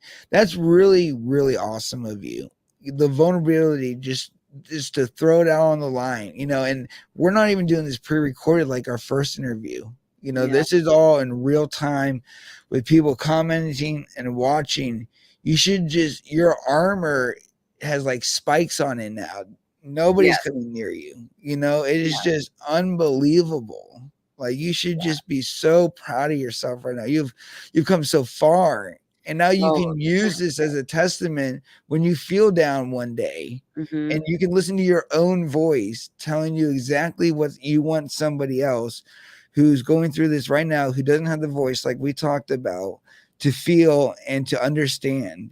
You are awesome. Look at this. Look at all the hands. I can't. What am I don't even know what I'm looking at. The Oh, comment. Do you see the oh wow. comments? Oh. Yep. So you'll see on the right hand Yep. side. Yep. Thank you. So Yes. Oh, continuing, my friend. Yes, I knew it was you, Kimmy. She has the cherry tattooed on her. she said that. She said Yes. that. Yes. She's one of my OG painters and has been painting with me since the very beginning. And I love you, Kimmy, and you're awesome. Shannon too, if she's around. Look at that. Just nothing but hands. Hmm. So what I want to talk about now is, and this is kind of be going to be you talking, is asking for help will be the first one. So Mhm. let's go with that. What have you learned and what can you share with us about asking for help? So know know um your paths. Not your triggers. Know your early warning signs. So what are the things that are your habits that you do when you notice you're slouching into a depression or you're having this negative pattern of thinking? What is your method to get yourself out? Have your escape route planned and then stick to it. And this is where I talk to myself like a parent and a child. So I imagine little me, and I'm the adult and I have to take care of me. And I'm like, I know you don't want to go to the gym, sweetheart. I know you're tired and I know it sucks, but you're going to be really happy when it's over. So maybe we should get in the car and go to the gym. What do you say? So I have to have this like little battle with myself all the time to make those good choices. But instead of ignoring my adult self, I'm actually listening to my adult self now because it's coming from a place of love. And it's not coming from a place of, well, society thinks I should be skinny, so I should lose weight. It's more from I want to be healthy because I love myself. Yes. And that change in the mindset is what's making things work. So in total, as of this podcast, I've lost 132 pounds in 6 years, and I'm working on more. And it's a complete. And when they say lifestyle change, they're not wrong. So I was very sedentary. I always ordered takeout. Um, I just would do whatever is quick, easy, because I didn't care what I was putting in my body. Oh, I'm supposed to eat, so I'm going to eat something. Um, and when I started caring about what was going in my body, more things started to change. So I stopped smoking cigarettes. I'm still vaping. I'm trying really hard. Um, stopped eating sugars and bad carbs and try to focus on eating more vegetables and just being healthier, prep cooking for myself and keeping my house clean and all those things that suck to do at the end of the day make you feel better than if you don't. So that's that conversation with that kid, that teenage self that just wants to sit in their room, listen to loud music and smoke weed all day. Yes, please. But you're also has to be the adult part of you that's like, okay, but we have to be an adult now, and these are the things we need to do to take care of ourselves. So that has been a huge part of the journey in loving myself and accepting myself where I am and working with myself. Like it's not a light switch. You can't expect there to be an immediate change. It happens gradually, but with commitment. Like Yes. you need to every day try and do. It's Very. commitment. It's a Yeah. commitment to change. It's consistency. You got to Yeah. stay on it. You got to keep going, and you Yes. can't give up. And every day is going to come and go and be different. You got to just. It's one of those things where, like you said, you got to put on that game face. You got to Mhm. show up. You got to be present. Mhm. Sometimes it sucks, but where do Yeah. we want to be? Yeah, there's some days where I'm like, God, I really don't want to be Cherry right now. Really don't feel like being Cherry. But let's put on that red lipstick and let's go, girl. Put on the Yeah. uniform and let go. Like Bob Seger says, time to play star again. Here I go. I'm Turning the Cherry Stoner. page. I'm an artist. That's Yep. right. You are Yeah. an artist. So now I want you to talk about self-love. You have so much value, and I'm so glad, Lacey, that you watched this entire podcast, because sometimes she doesn't watch my podcast, because in all defense, not because she doesn't want to. She's an incredible mother, and she homeschools Logan, and she takes care of the house and makes sure I'm well fed and I don't die. So there is some value that she does provide, but just kidding. But I know she's learned a lot from you. But one thing I think we can all learn is self-love. So let's talk about that. I'm sorry, one more time. I So was reading the you're gonna school us on self-love. Oh, You've I'm learned a still lot. working on it. I'm still working on it. Well, tell us what you've learned so far. So like I've been going to the gym. Never thought I'd be a person who exercised, but I'm going to the gym like 4 times a week. And like killing it on the elliptical. Get it. Putting on the EDM music and raging out on the elliptical. And it started to actually feel good. Like people talk about like a runner or runner's high or whatever. Like I get it now. I never got it before, but I get it now. And it's pretty cool. Like I exercise in the morning and I am good for like the rest of the day. I have energy. I want to go do things. I'm excited for life. Like it's awesome. So I never thought I'd be that person, but like I said, I had that conversation. I'm giving myself tough love, but in a gentle way. So it's counterproductive to talk to yourself negatively, to be like, come on, lazy ass, get yourself to the gym. That's counterproductive because you're not meeting yourself with love. You need to meet yourself with love and say, I recognize yourself. How would you talk to your best friend? Be like, I know, sweetheart. Or like, not like I said, your child self. You'd be like, come on, sweetheart. I know you don't want to, but so it's approaching yourself with kindness, because if you're not approaching yourself with kindness, everything else you're doing it doesn't matter, because it's your mindset of being good to you that matters. Yeah. Somebody, I think Ronnie over here wants to know when the Cherry Stunner podcast is going to start. And then you have inspired Spanish Casey, Lacey, Sappy Hippie. Ronnie says you're one of the realest people out there. Let's see here. Macho. Yep. He says, thank you for being you. You got a lot of great people in here that are really liking your story. So we still have a little bit more to go. Okay. And I'm going to pack a bong here. So I might have to roll something.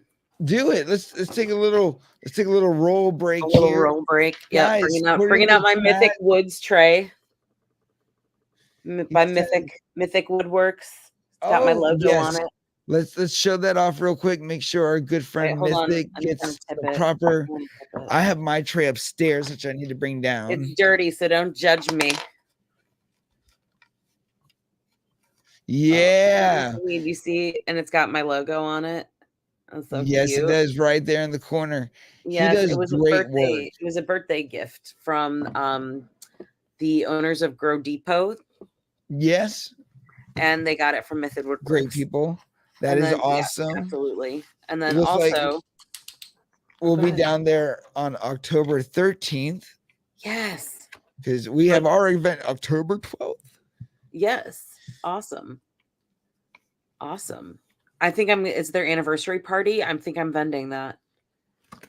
Well, that's awesome. I'm probably going to see if I can set up my booth there. Ooh, what do we got here? These are Cherry Stoner official rolling papers. Limited it's a rolling edition kit. And when you open it, you get to see my artwork right here. And the art always has a fantastic story. And if you scan the QR code over here, it's a video of me telling you the story of the artwork. That is badass. Yes, That and you is got very stickers, cool. tips, and a tray. These are available on cherrystoner.com, and I'm actually going to be releasing 3 new designs. Should be, let's say, 3 weeks. Should be about 3 weeks. Yeah. So the jellyfish design, so it's called the Garden of Eden. She's got Garden of joints. Eden. She's got joints in her hair. She's Nice. got a tab of acid on her tongue. I've She's smoking a blunt right over done here. acid before. I love acid. She is a mushroom. And it's a penis going into a 70s bush. That's funny. Yes. So the papers, which I'm going to now roll with. Yeah, and you forgot to mention you're vending my event, the Barbecue Smoke and Smoke Out by Madman Yeah, Plant, there you Dead go. by So Dawn, and GI Genetics. yep. We're gonna be a caravan for those 2 days. Nice. Hell yeah. Yeah. Yeah, Come and out then and we're see gonna have me at the Barbecue Gronomics Smoke and and Smoke Green Out. Madman Plants Barbecue Smoke and Smoke Out, Homegrown, Virginia, October 12th. Be there. Oh, So did I tell you? let's There's a roll matching something real quick. grinder. Oh, that's tight as fuck. That's really cool. 4-piece metal, aluminum, grinds great, keef catch and all.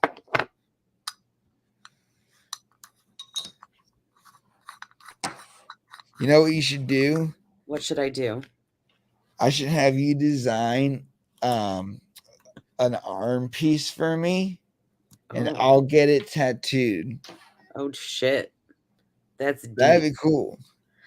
But We'll have to definitely talk about that. Yeah, I'll sit down with you. I'll kind of tell you like the story that I want to tell through it. And you come up, then I already have Emiliano, which we will be at the tattoo convention on the 26th to the 28th in Fredericksburg Convention Center, where I'll be getting another tattoo. So we can design in enough time, maybe able to get that done.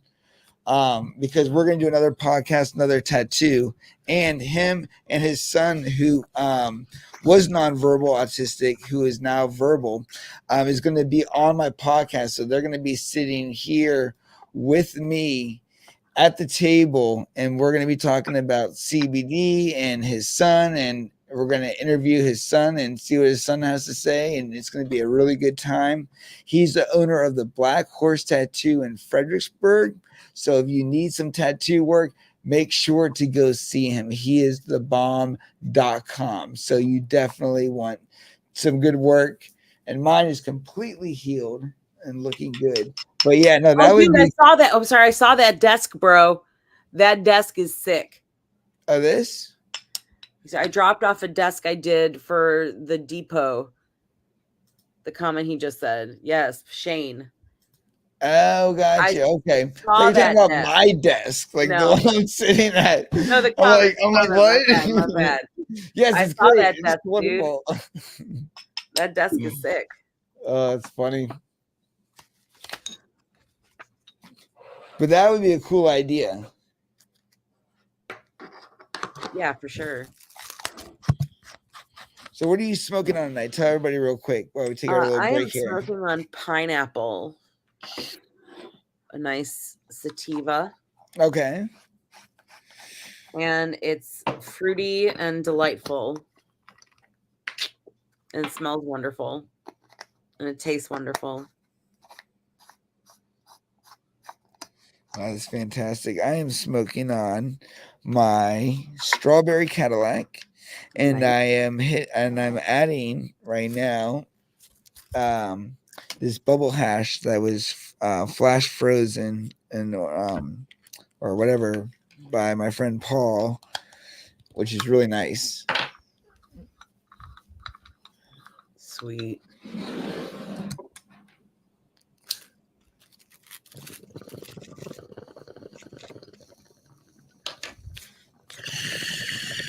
You know, recently I sold the very first painting I created as Cherry Stoner. And I I didn't realize how much it meant to me because it was the birth. It was the birth of Cherry until that painting sold. And I cried a little bit before I gave it to the person. And I'm just really lucky that it went to a friend, Yeah. but that this friend also paid full price. That made me cry too. But I cried with you. right. But it was so emotional because it was like that. It was the birth of Cherry Stoner, and yeah, it was cool. It was like a different, like, different leg of the journey was starting. Do you know what I mean? Because it was created and now it was sold. So it's like this new leg has started, and it's really cool. I know exactly what you mean too. With my Jeep, when I sold it, I sold my Jeep last year. I really didn't want to, but I wanted to use the money to invest in this, which is also a reason why I've been able to invest heavily in doing things for the brand. But same thing, it was like one of those things where I got the Jeep, it was barely modified. I had modified it, built it up, and then when I sold it, like like a painting, if you will, I was like, it's the next chapter, Mhm. somebody else will enjoy it and I'm going to move on to bigger and better things. And it really sucked. Like I cried my eyes out all the way to the dealership. Like Yeah. literally, and that's why they gave me a couple extra $1,000 Well, for the vehicle man, because they felt bad for me. But with this it's one of those painting, man, things. with this painting, I did 9 hits of acid at a festival, and I had I don't know, it could have been longer than 2 hours, but I had a very intense conversation with the alien. That the painting that I sold. The very Yeah. first painting I sold was of an not the first painting I made as Cherry Stoner was an alien, and on those 9 hints of acid, I had a very long conversation with that alien, and he told me, like, where he came from, and he's like, "I came from you. I am you. We are you."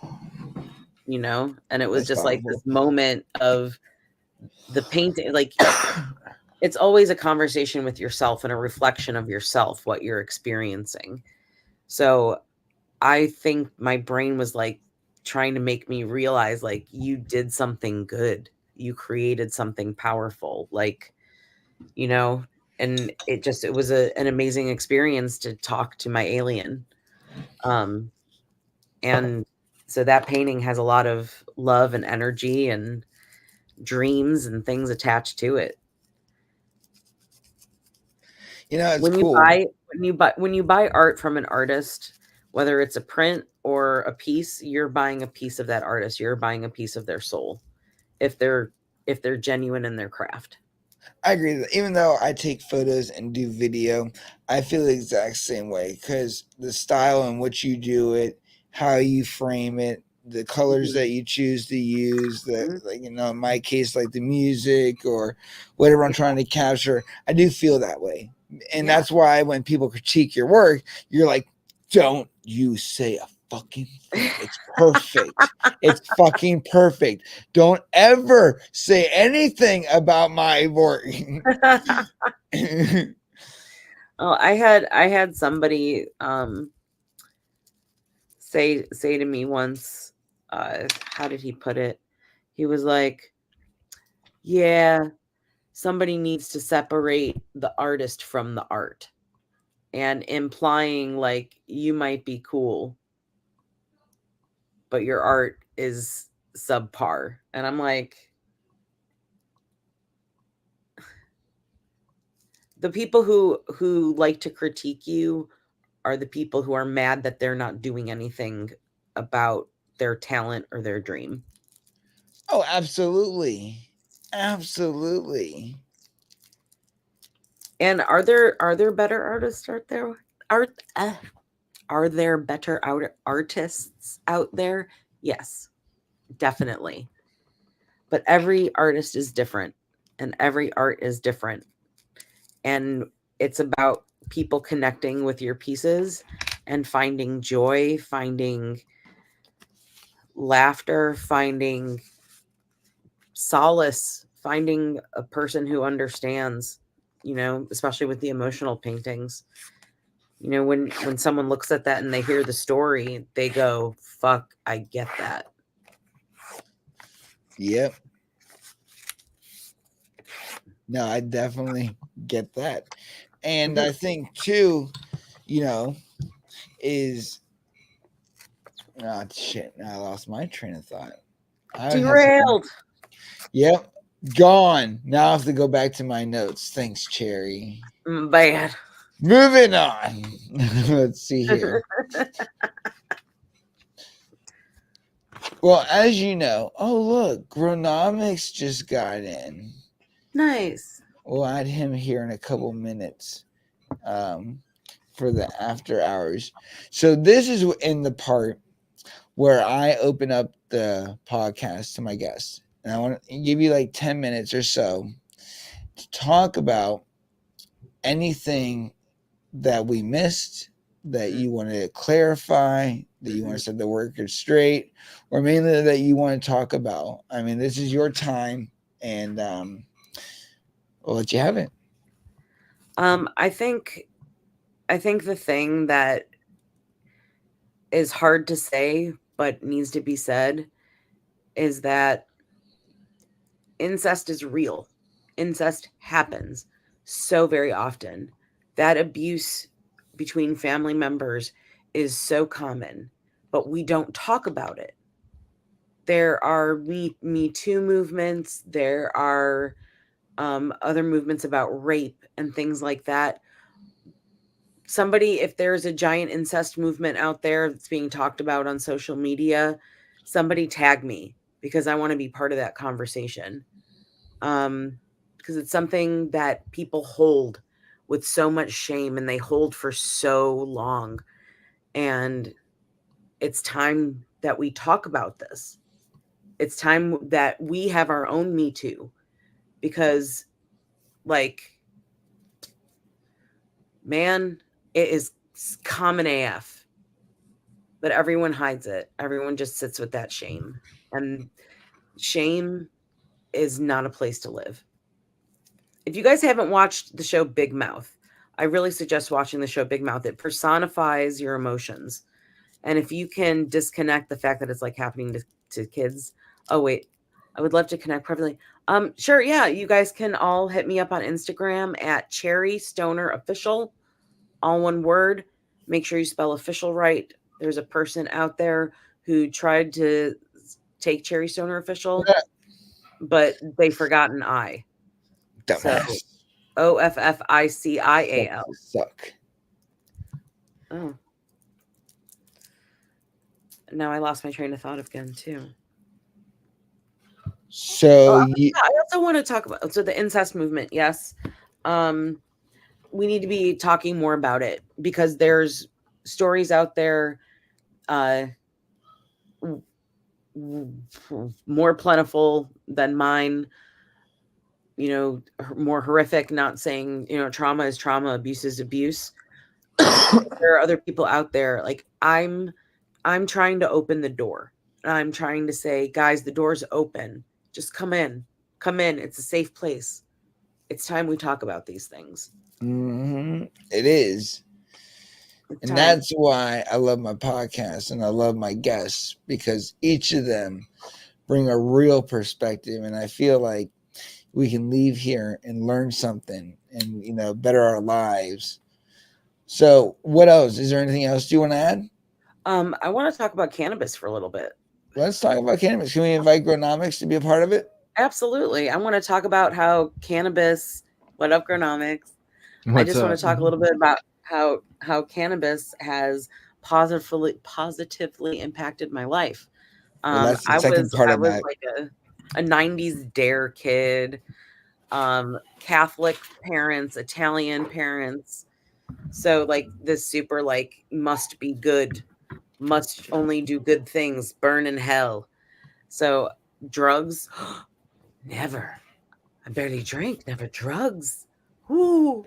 So when I moved to Virginia Beach, a friend of mine was like, here, just fucking smoke this. And I fucking smoked this. And I watched 85 South with her for like, I don't know, 5 hours and laughed my ass off. And from there I was like, let's do it again. And I started to experience, like the mind altering aspects, because THC is a hallucinogen and it does open up some of those neural pathways. And it is what has guided me, aside from the universe, it's like helped guide me to the figuring out the parts of who I am and what I want. It allowed me to walk away from the corporate world and say, Dad, I've always been doing corporate shit because I wanted to make you proud. I'm done doing things for that reason. So I left my corporate world of over 20 years and went off to build my own business because I was doing it for me. And weed had impacted my life. It helped unlock my depression. It made me the anxiety so much less. So it helped with like the social awkwardness. So I was able to make friends, meet friends. And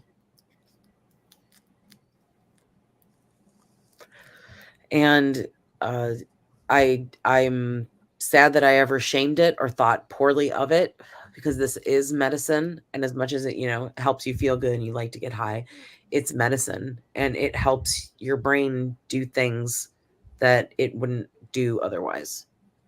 100%. Yeah, especially when you have like a little bit of the ADD and the constant inner dialogue, like the constant always over and over in your head. Yeah. This helps dull the noise, and it lets the important things stand out. Because if it still is pissing you off when you're high, you got to deal with that shit. But if it goes away, it wasn't important in the first place. Mm-hmm. You're right. Yeah. That's something I still deal with too. Cannabis is the only thing that can calm me down right away, versus taking a pill and waiting 30 minutes for it to kick in or something. So I can totally relate to that. 100%. Yes. Do we want to open the floor up to questions? Yes, let's do that, please. And I love your transparency and the fact that you're just so willing to just talk about it. There's so many people out there, I'm sure right now, who wish they had the confidence you do, and you're doing it without the red lipstick tonight live on YouTube. That's balls. There's a lot of courage right now in this room. So I was built with rebar and for bones. Yeah. And I also like to say that I'm a weeble wobble. So like you can knock me over, but I won't fall down, because it's just the way that I'm built. I bounce back. I may hover around here for a little bit, but I'm gonna get back up. Mm-hmm. Oh yeah, absolutely. And my heart is still soft. I am still a kind and loving person, despite all those things. Still a kind and loving person. And to me, that means everything, because I didn't choose to harden my heart. Yeah, and I think that's important, because some people, they let that happen, and I think it's very important that you don't let yourself slip into that happening. Yes. Because it's very easy to. It is for some people. It absolutely is, and I did live that way for a while. But it's not me. It's not at the core of who I am to be that person. And it was done out of fear. It's done out of self-protection. We got a question. Wait, never mind. I don't have a question. I can't read. What the fuck's wrong with me? What says no? Do you have a favorite piece of art to tell us about? Yeah, there we go. There's a question. No, the one below says I don't have a question. That's why. A favorite piece of art. Well, I think my most technically skilled piece is probably my peacock, so I love it for that reason. But like my favorite piece, it's hanging in my bedroom. Oh, you can't see it because of the lamp. You see it right there? Yes, Oh, yeah. slightly. Okay, hold on. It's okay. But anyway, yeah. It's one of my emotional pieces. Can you talk about it? Sure. So it is, one side is in shadow, the other side is in light, and it's a person who is removing this big heavy cloak, and they're pink and they're raw on the underside as they're removing this cloak and stepping into the light.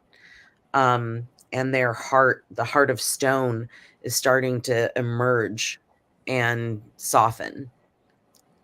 You want to see it, don't you? We do now that you I want to described see it. Okay. I think that's really amazing. I just want to say that I like that. Oh, thank you. Okay. Hold, please. Holding. Now we can focus on me. No, I'm just kidding. Now back to Cherry. Oh, hello. Very nice. Yeah. And let's talk the colors. Why pink for a body? Blue instead of just black. And then I see some yellow mushrooms. Is that true? In the background? There are, so like I said, with the emotional painting, I just pick up colors and just start throwing paint at the canvas. So these marks that you see on the yellow side here are just paint splotches and drip marks and different textures from throwing paint around in the background. Yeah, when you stand and all at it. these, like all these little, like, there we go. It's better. Like little hash marky things that you see. That's anxiety. These little tiny tight brush marks. Oh my God, I'm freaking out. This is what anxiety looks like to me. That's what anxiety feels like to me. So this is a cloak of anxiety and depression, and it's heavy and it's thick. And, it's yellow because you still wear a mask of being happy. But you got to take it off and you have to be vulnerable. And that's where the pink comes in, is like that vulnerability. Yeah, and I also like how you have the veins going down like all the way to the stomach right there, like they got into the soul type deal. Yep. It's just so funny because you just like you describe it as so like, oh, there's like a couple splotches here, and I just did some things here, and then when you hold it back to me, and I think the audience will agree, it's like that's not at all. It looks like it was all like hand painted that way. It doesn't look like you just had your way with it essentially. So it's just cool because how you perceive your art as, oh, I just did this and I did that and I just did this. To us, it's like, oh my God, that's amazing. You know what I mean? So there's just two ways you look at it. I do the same thing with my own work when like I do like a good angle, and then I'm like, yeah, that was simple. I literally just did nothing. And then to the other person who doesn't know any better or doesn't know the process, they're like, that was amazing. Oh my God, that was so cool. And it's just cool because that's the value of art. Your splotches are our amusement and amazement. Right. And when my paintings make people laugh or feel good, that makes me happy. But when people can see the emotion and connect and feel it, that's when it feeds my soul. I love that. Interesting. So talk about the future of Cherry Stoner and Jennifer. Where is Jennifer and Cherry Stoner going to be in the future with your story and your power? And I just hope people hear this and want to share their story and want to connect and start healing, because you're not going to get anywhere until you face it. And having a person there for you who's been there, could be helpful. I'm not saying me, I'm saying there are support groups out there. They are hard to find, but there are incest support groups out there You're going to have to do a lot of research, but they are helpful because you know you're not alone, and these people are ready to say the words, my family member did this to me. You know what I mean? And those are the people you want to be around, because there's a lot of people who will try to talk you out of it. I had another family member who was like, don't say anything to anybody. You should never say anything to anybody about anything. And he refused to be part of the confrontation. So even within the family, there was division. Now, obviously, it seems like that would have no importance to you because of your strength now today. But No. what would a person like that have an objection to when it comes to truth and wrongdoing? Because they can't face their own truth or their own trauma. So when somebody's telling you not to, you have to remember everything is about the other person and you. You are reflecting at them and they are reflecting at you. And the things you like are things you like about yourself, and the things you don't like are things you don't like about yourself. So if you meet a person and you're like, ugh, I just don't like them, it's because there is something in them that you don't like in yourself. So take a step back and question yourself first.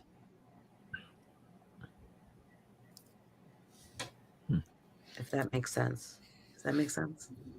I think it makes perfect sense.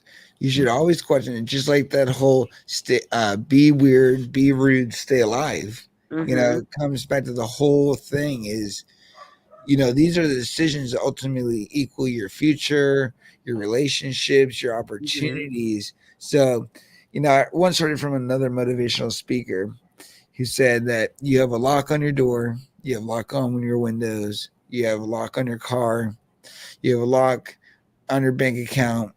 But when it comes to people, there's no security. You let anybody in. Mm-hmm. We're so worried about somebody breaking into our car, but what about breaking into our lives? Yes.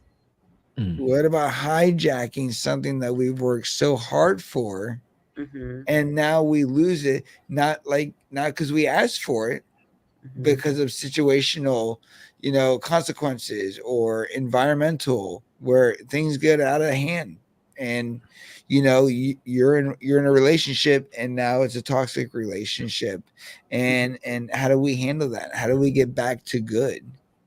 So I definitely think it has a lot to do with that. We need to become, not to the point where we don't trust anybody, but I think we need to hold ourselves and people to a higher standard, because and in the end sense, not even revolving around other people, but what do you want for your own life? What Right. do you want to do? Where do you want to go? What do you want to have? And not that materialistic items are any importance, but it's the value of building along the way.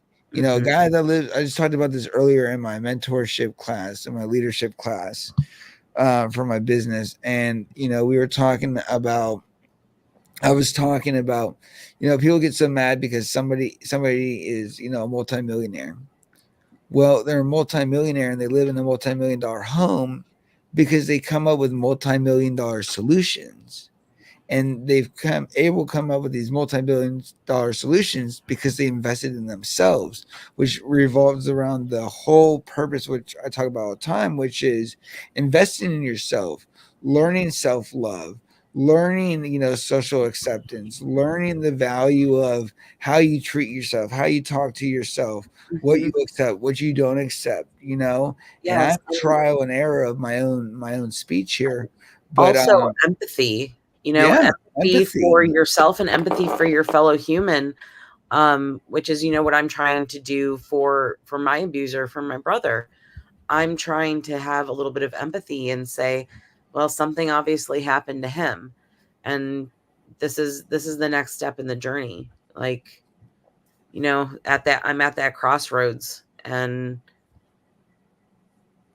it's time. It is time. Yes.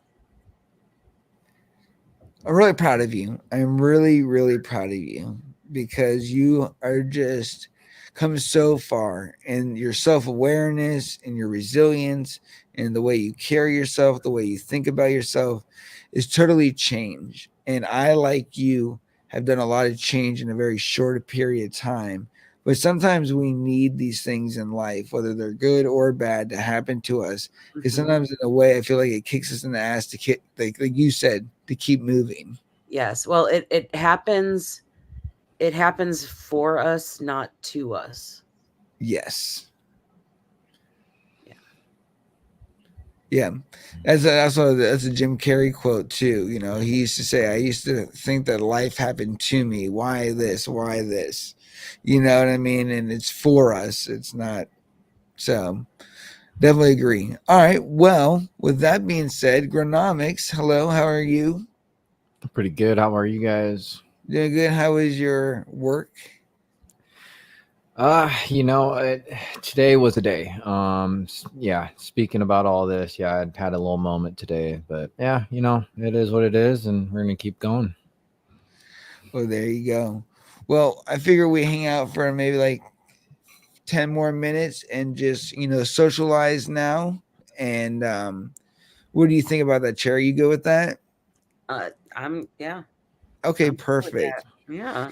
So now this is like more of the chill sesh. I also Sweet. want to remind you guys that are watching, I'm always in my Discord or the Dead by Dawn Genetics or the GI Genetics Discord. Come in and build a relationship with us. I'm not very good on social media, and this is why I own multiple companies. So I'm working 24/7. I get up early in the morning and I work to very late.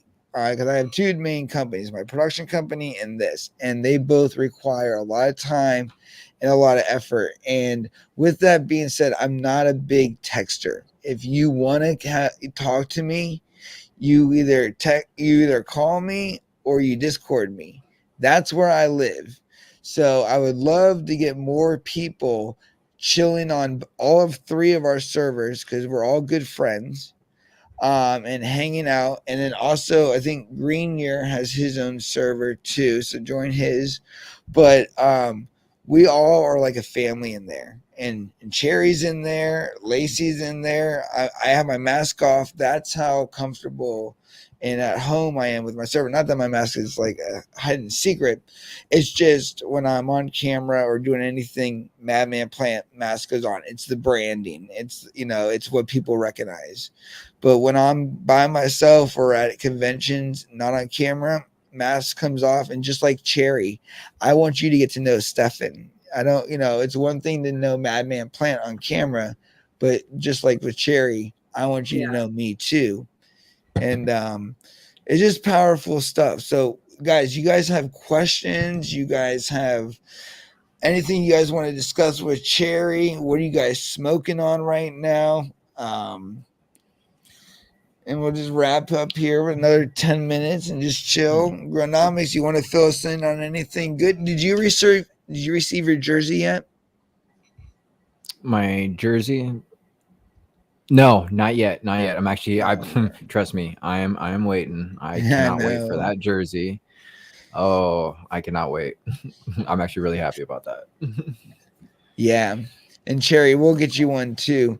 Oh, What it is so you can order this on the website coming up later this week, and you can even get your custom name put on it, and the name tag, and it's a basketball jersey style. It's red and black, and it has the new barbecue smoke and smoke out, or Madman Plants ah, barbecue smoke and smoke out nice. logo on the front. We have the SmokeBusters logo on the back, and on the very back, you can put your name or your username on it. Nice. And all the people that buy this, 10% of the total proceeds that are purchased are going to be added to the charity that we're donating to. And we're already donating about $1,000. So we're, now that we helped, oh, by the way, we have successfully helped little OGs with their garden shop, and they are here to stay. So, in just like less than 2 weeks, we raised $2,000 for them. Last month, I also raised $749, which got Gronomics and Green Year out. So I'm kind of on a roll right now. I'm really excited about that because now I'll have somewhere to go in Arizona when they come back, or when I go there in February. But they're just great people, and that's the power of community. All of you guys helped out, whether you shared the post, whether you physically donated, and anybody that donates more than $20, we have 100 swag bags. The way you get them is by donating $20. You can do it at the event, or you can do it now online when the swag bags get released. With that being said, the $20 will get you the t-shirt. So it's not the jersey, but it's the t-shirt, the backpack, and it comes full of like a whole bunch of swag. We got King Palm going in there. I got Grove bags going in there. I got a whole bunch of different companies that are going to be filling that bag. So it's going to be pretty cool. But those proceeds, 10% of that as well, will also go to the charity. My goal is to raise as much money as possible, because then we can show that the cannabis community is really for the community, and maybe we'll get invited or have an opportunity to do this on a bigger scale, which equals the breaking the stigma of cannabis. Real people in cannabis making real change, not only just with our stories, but with our contributions. So so if you donated to Green Year or Gronomics to their trips, to me, if you donated to Little Witch's Garden Shop, that is a different one.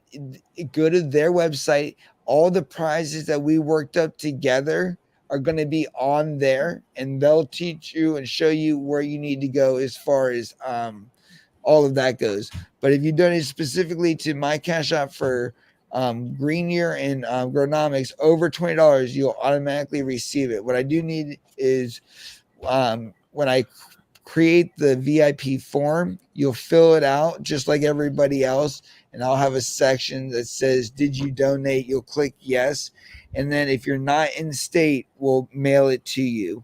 Now remember, those VIP bag won't be ready until later, and the reason is we're still closing out sponsorship, and I need to figure out what logos are going to go on the bag, and we got to get the materials. We got to get them packed, so they will be released right around the event, around the beginning of October. So just remember that, and there's only 100 bags, so that's also another thing. So sorry for the info dump. Sorry, and I personally just want to say thank you to everybody in the community that reached out to donate, whether it was for Little Witches or me and Green Year's trip out to Virginia. It really means a lot. I was just at Little Witches yesterday with Dan and Valve. They actually reached out to me because I was all out of weed. They said, hey, don't worry, we got you. And that's what we're talking about when it comes to community. We're all here to help each other, and that's what it's all about. So I've seen that they have a whole table there full of prizes for people that donated, and every single prize comes with a free pack of Hooligan Farm seeds. So thank you again to everybody. You guys are amazing. And Cherry, amazing job, by the way. I think it took a lot of courage for you to come up here and tell your story, and I just personally just want to say, like, amazing job. You did really good, and I think everybody in the comments also feels the same way. Thank you very much. Oh, I know they do. Oh yeah. Thank you. I think if I hadn't have built a relationship with Madman over the last couple years via Discord, via Crimson and those types of things, this wouldn't have been as easy. Not saying it was easy, but like best circumstance. Because I just told myself I am just talking to Stefan. That's all I'm doing. It's talking to Stefan in Discord. That's all we're doing. And then he keeps changing the picture and it's just me on the screen. And then that freaks me out big time. People don't want to see me. They want to see you. I can't act like I'm talking to you if I just see me. It's okay. It's not helpful.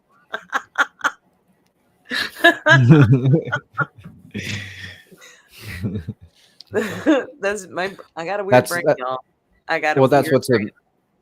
That's what's amazing about Madman is he makes you feel very comfortable and time just flies and he leads the conversation.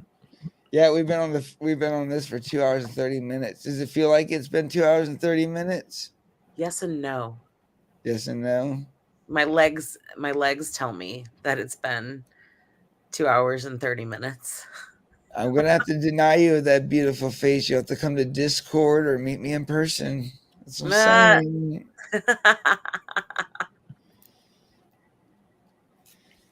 You know, one thing I just here's my thing, and I was talking about this other day. Actually, was talking at the restaurant because I was giving a little speech, and I actually got emotional myself, which is funny because I'm always the heavy hitter with questions and get emotions out of other people. But my biggest thing is I just really believe in what I do, and I really value what I do, and I come from a person who never believed in themselves. I was an underdog, got heavily picked on to the point where I almost took myself out.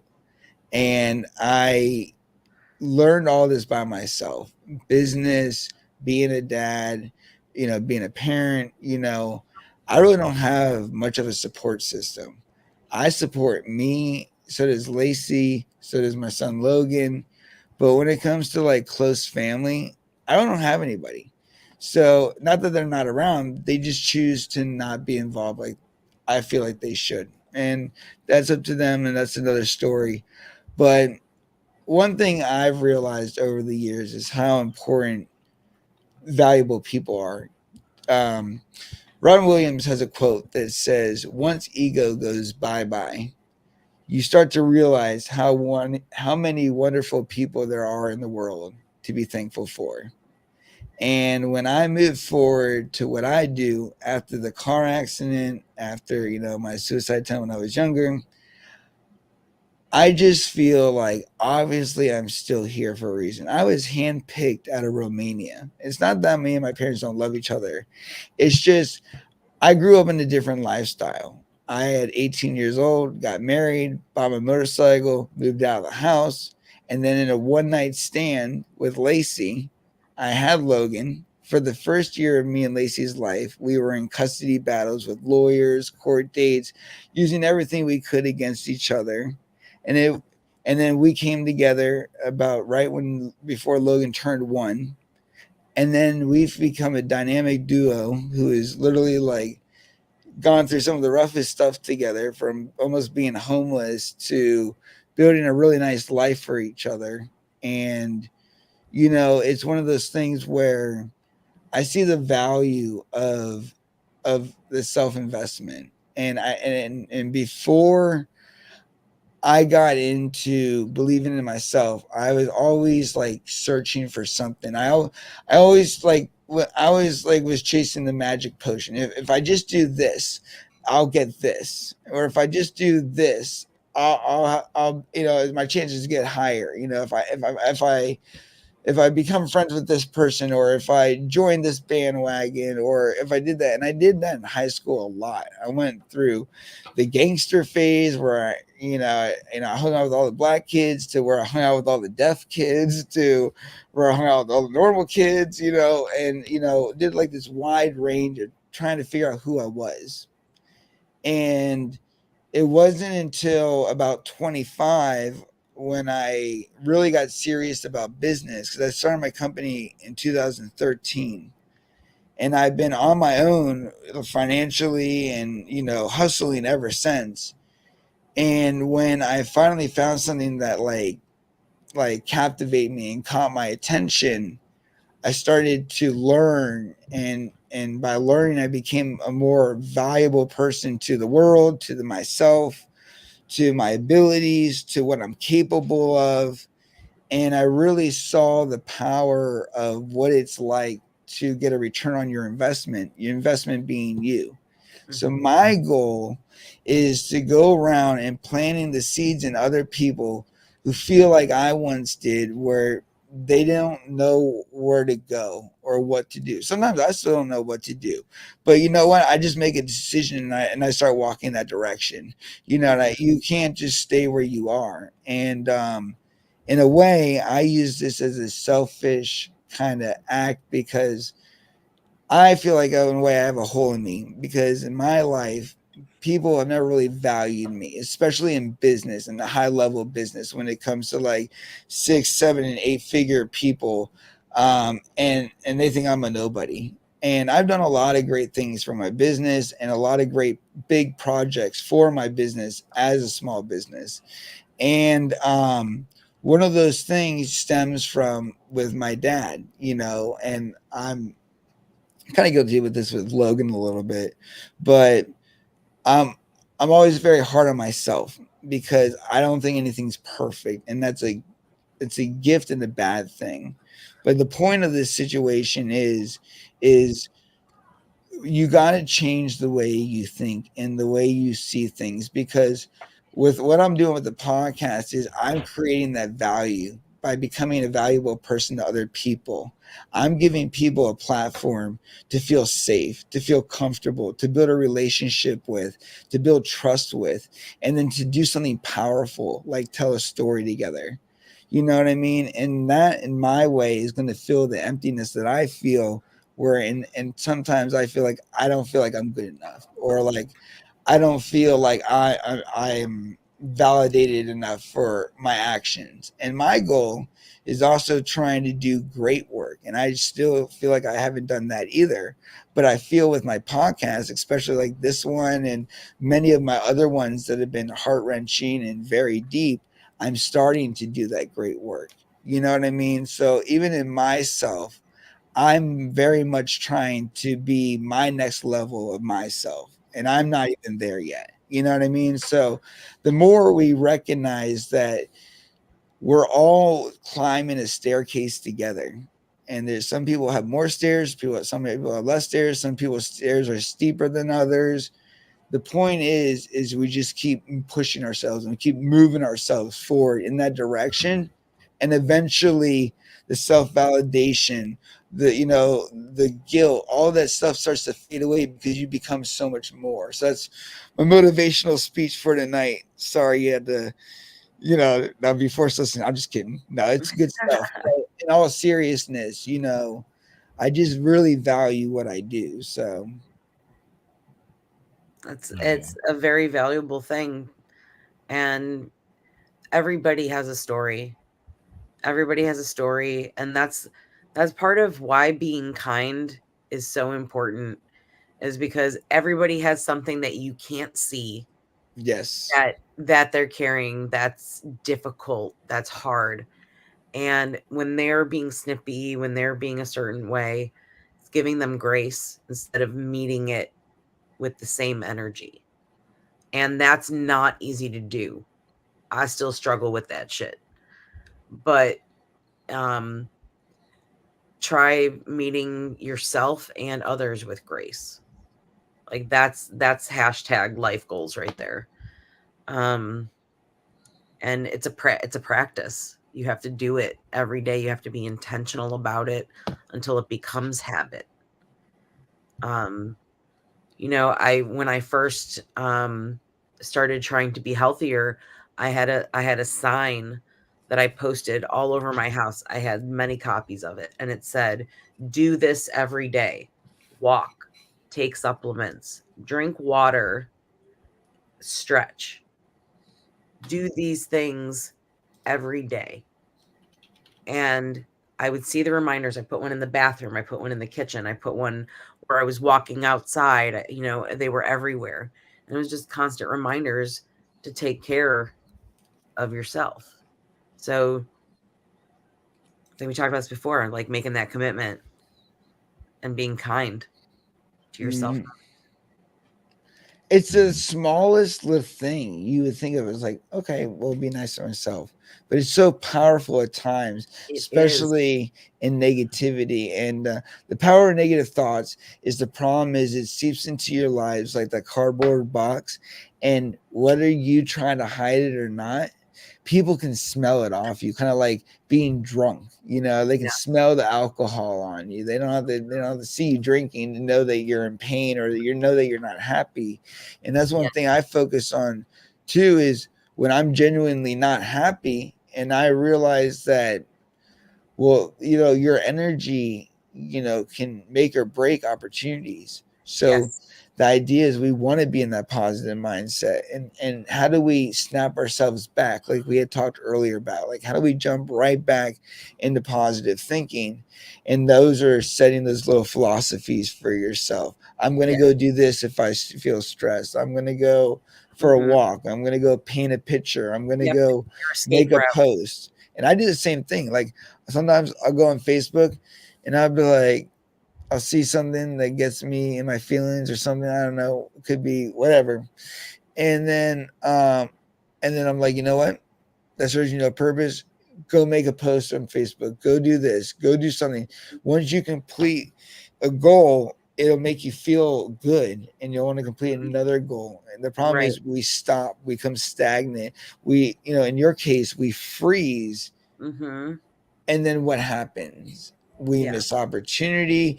We Mm-hmm. become the same person. We digress. We Yep. worry. All these things, and we bury ourselves. So, Yep.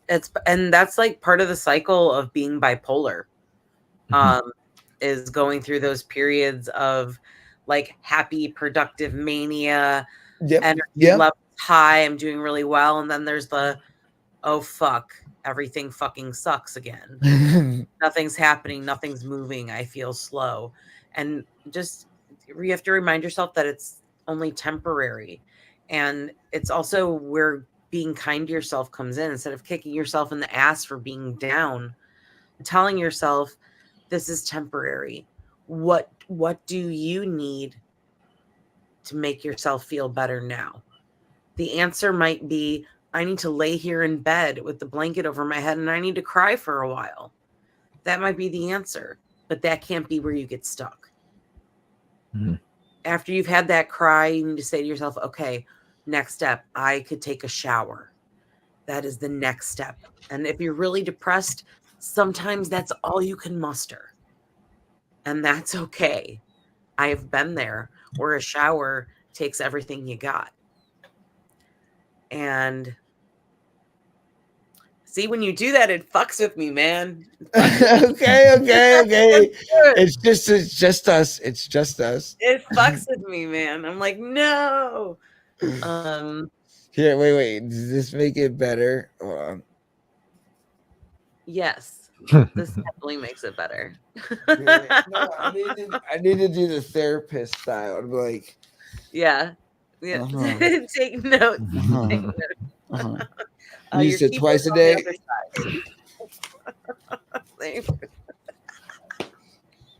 I throw it, but it's really expensive, so I'm not Don't do I'm not that. getting that much money off these videos where, you know, throwing a Yeah. Surface Pro, you know, Yeah, gets me don't another do that. couple hundred million. Be nice to the equipment. I definitely agree with everything you said. My thing is like you got to remember to not you can't control everything. That's one of the things on me. I when things get out of or we I don't know how to say this, but yeah, you're not always in control, and that's okay. It's okay to not. It's okay for things not to go right. It's too. Yes. So I just want to say that. That's hard Absolutely. sometimes. Absolutely. Yeah, and when you have your own business, you face that a lot. You face a lot of rejection. You face a lot of like dashed hopes and dreams, you know, self-doubt, questioning if you're doing the right thing or not. And you know, if you listen, the universe tells you, you know, it creates the path. But you have to be aware. You have to be aware and you have to be willing to listen, and that comes with stillness. This is something we forget to do because we're busy doing. We don't think journaling, taking that time to put your thoughts straight, really helps when you're overwhelmed. Instead of just doing, even if it means writing your to-do list, I do brain dumps just to empty your mind, and then work on the emotional piece. And that's what I do. So I write down everything I need to do, from laundry to the posts I have to make, and I look at it and say, okay, right now I feel like I'm capable of this thing. Right now I feel like I'm capable of this thing. And I slowly get through the list, and whatever doesn't get done today gets put on the next list for tomorrow, and then new things get added, and so on and so forth. And that's kind of how I keep track of my life. And the journaling for the emotions parts gives you space to understand your own emotions, because you're not bouncing them off someone else and getting their input. You're bouncing them off yourself. You're reasoning with yourself in your own mind. And sometimes putting that in words, going back and reading it later, you see things from a different perspective because you're in a different mind frame. So journaling in those moments of either being extremely happy or extremely upset, very beneficial. So I highly recommend journaling as a method for processing and healing. I used to do that. I had a therapist that would have me kind of journalize whenever I was upset, and then I would set that piece of paper on fire. It would burn away, and then that would be it. That used to help me for a little while. So I definitely recommend that too. That's powerful. That's powerful magic. That's powerful magic. I have definitely written down shit that I wanted to let go of, and you burning it is so therapeutic. What did you do with the ashes? I just right there, just let it go right outside. Let it go, just into the air, just into the wind. Just let it go. Well, nice. I think this has been a fantastic podcast. So be honest, Sherry, on a scale of 1 to 10, how good, 10 being great and 1 being the least, how good did this turn out compared to what you thought was going to happen? I went in with no expectations, to be honest. That's awesome. Because that's how I try to do things, is coming in and experiencing it in the moment. And I didn't think I was going to cry. I really didn't think I was going to. I have talked about these things so many times. I had you in my crosshair. I've talked about those things so many times that I didn't think that it would affect me the way it did. But, there's a time you talk about it and a certain thing clicks that maybe didn't before. And, it hits you right in that moment. So I'm grateful for the new awareness. So thank you. You're awesome. Thank you for you, and thank you for your trust in me and this audience, and really putting yourself out there.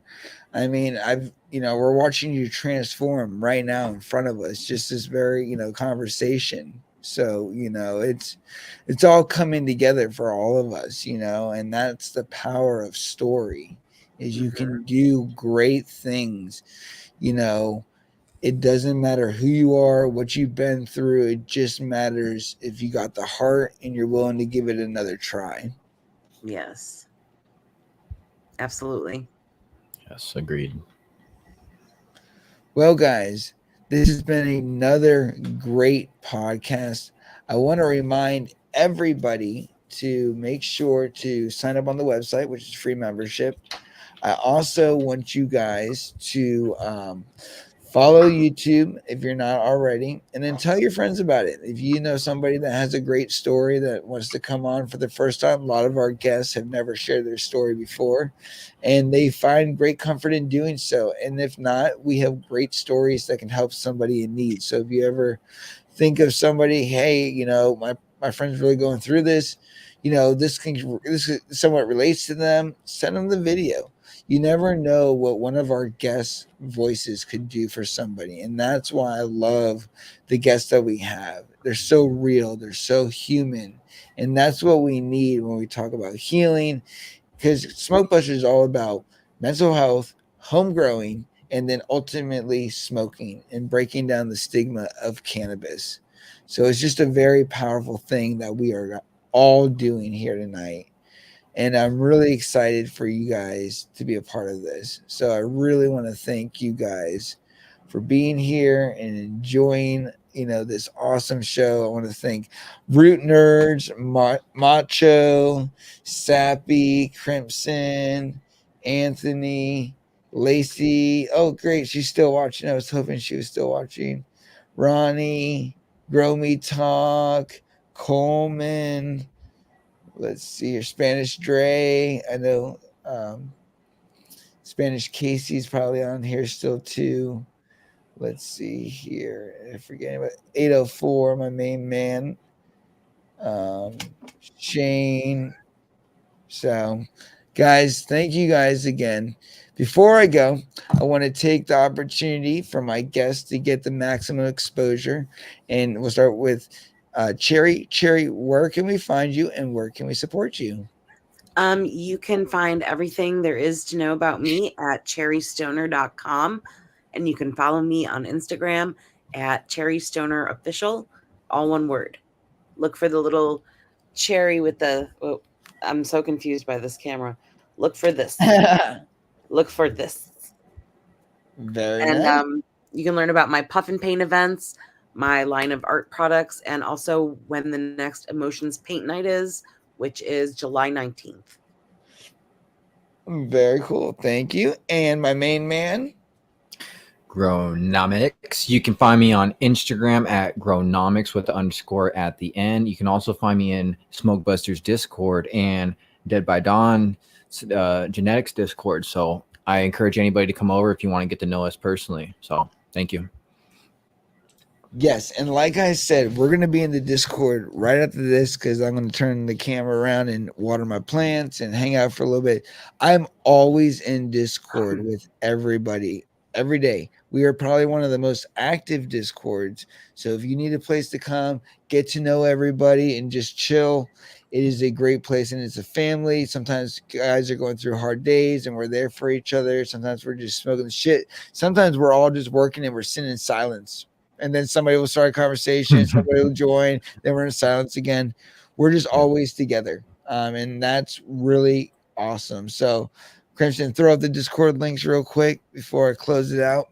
Also, want to remind everybody to go to madmanplant.com, check the barbecue smoke out, whether you're coming as a competitor, a vendor, or a judge, you need to fill out the form.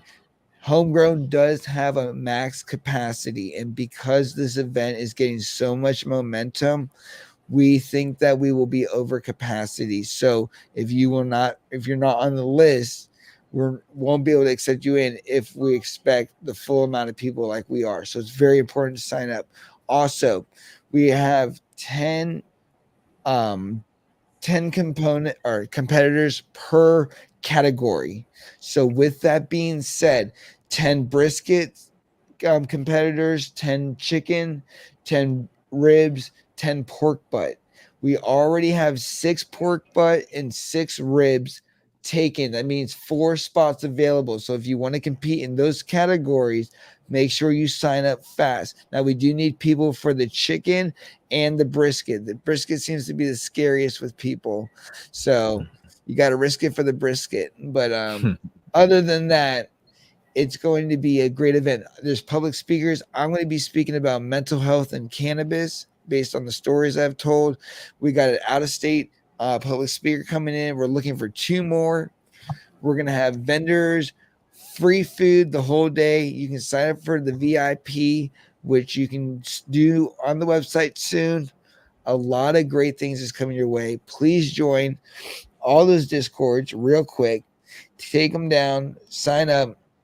We are always active, and we will see you guys next time. And Cherry, I want to say thank you again for the opportunity, for giving me the privilege to do this. This really means a lot to me, as I'm sure it does you.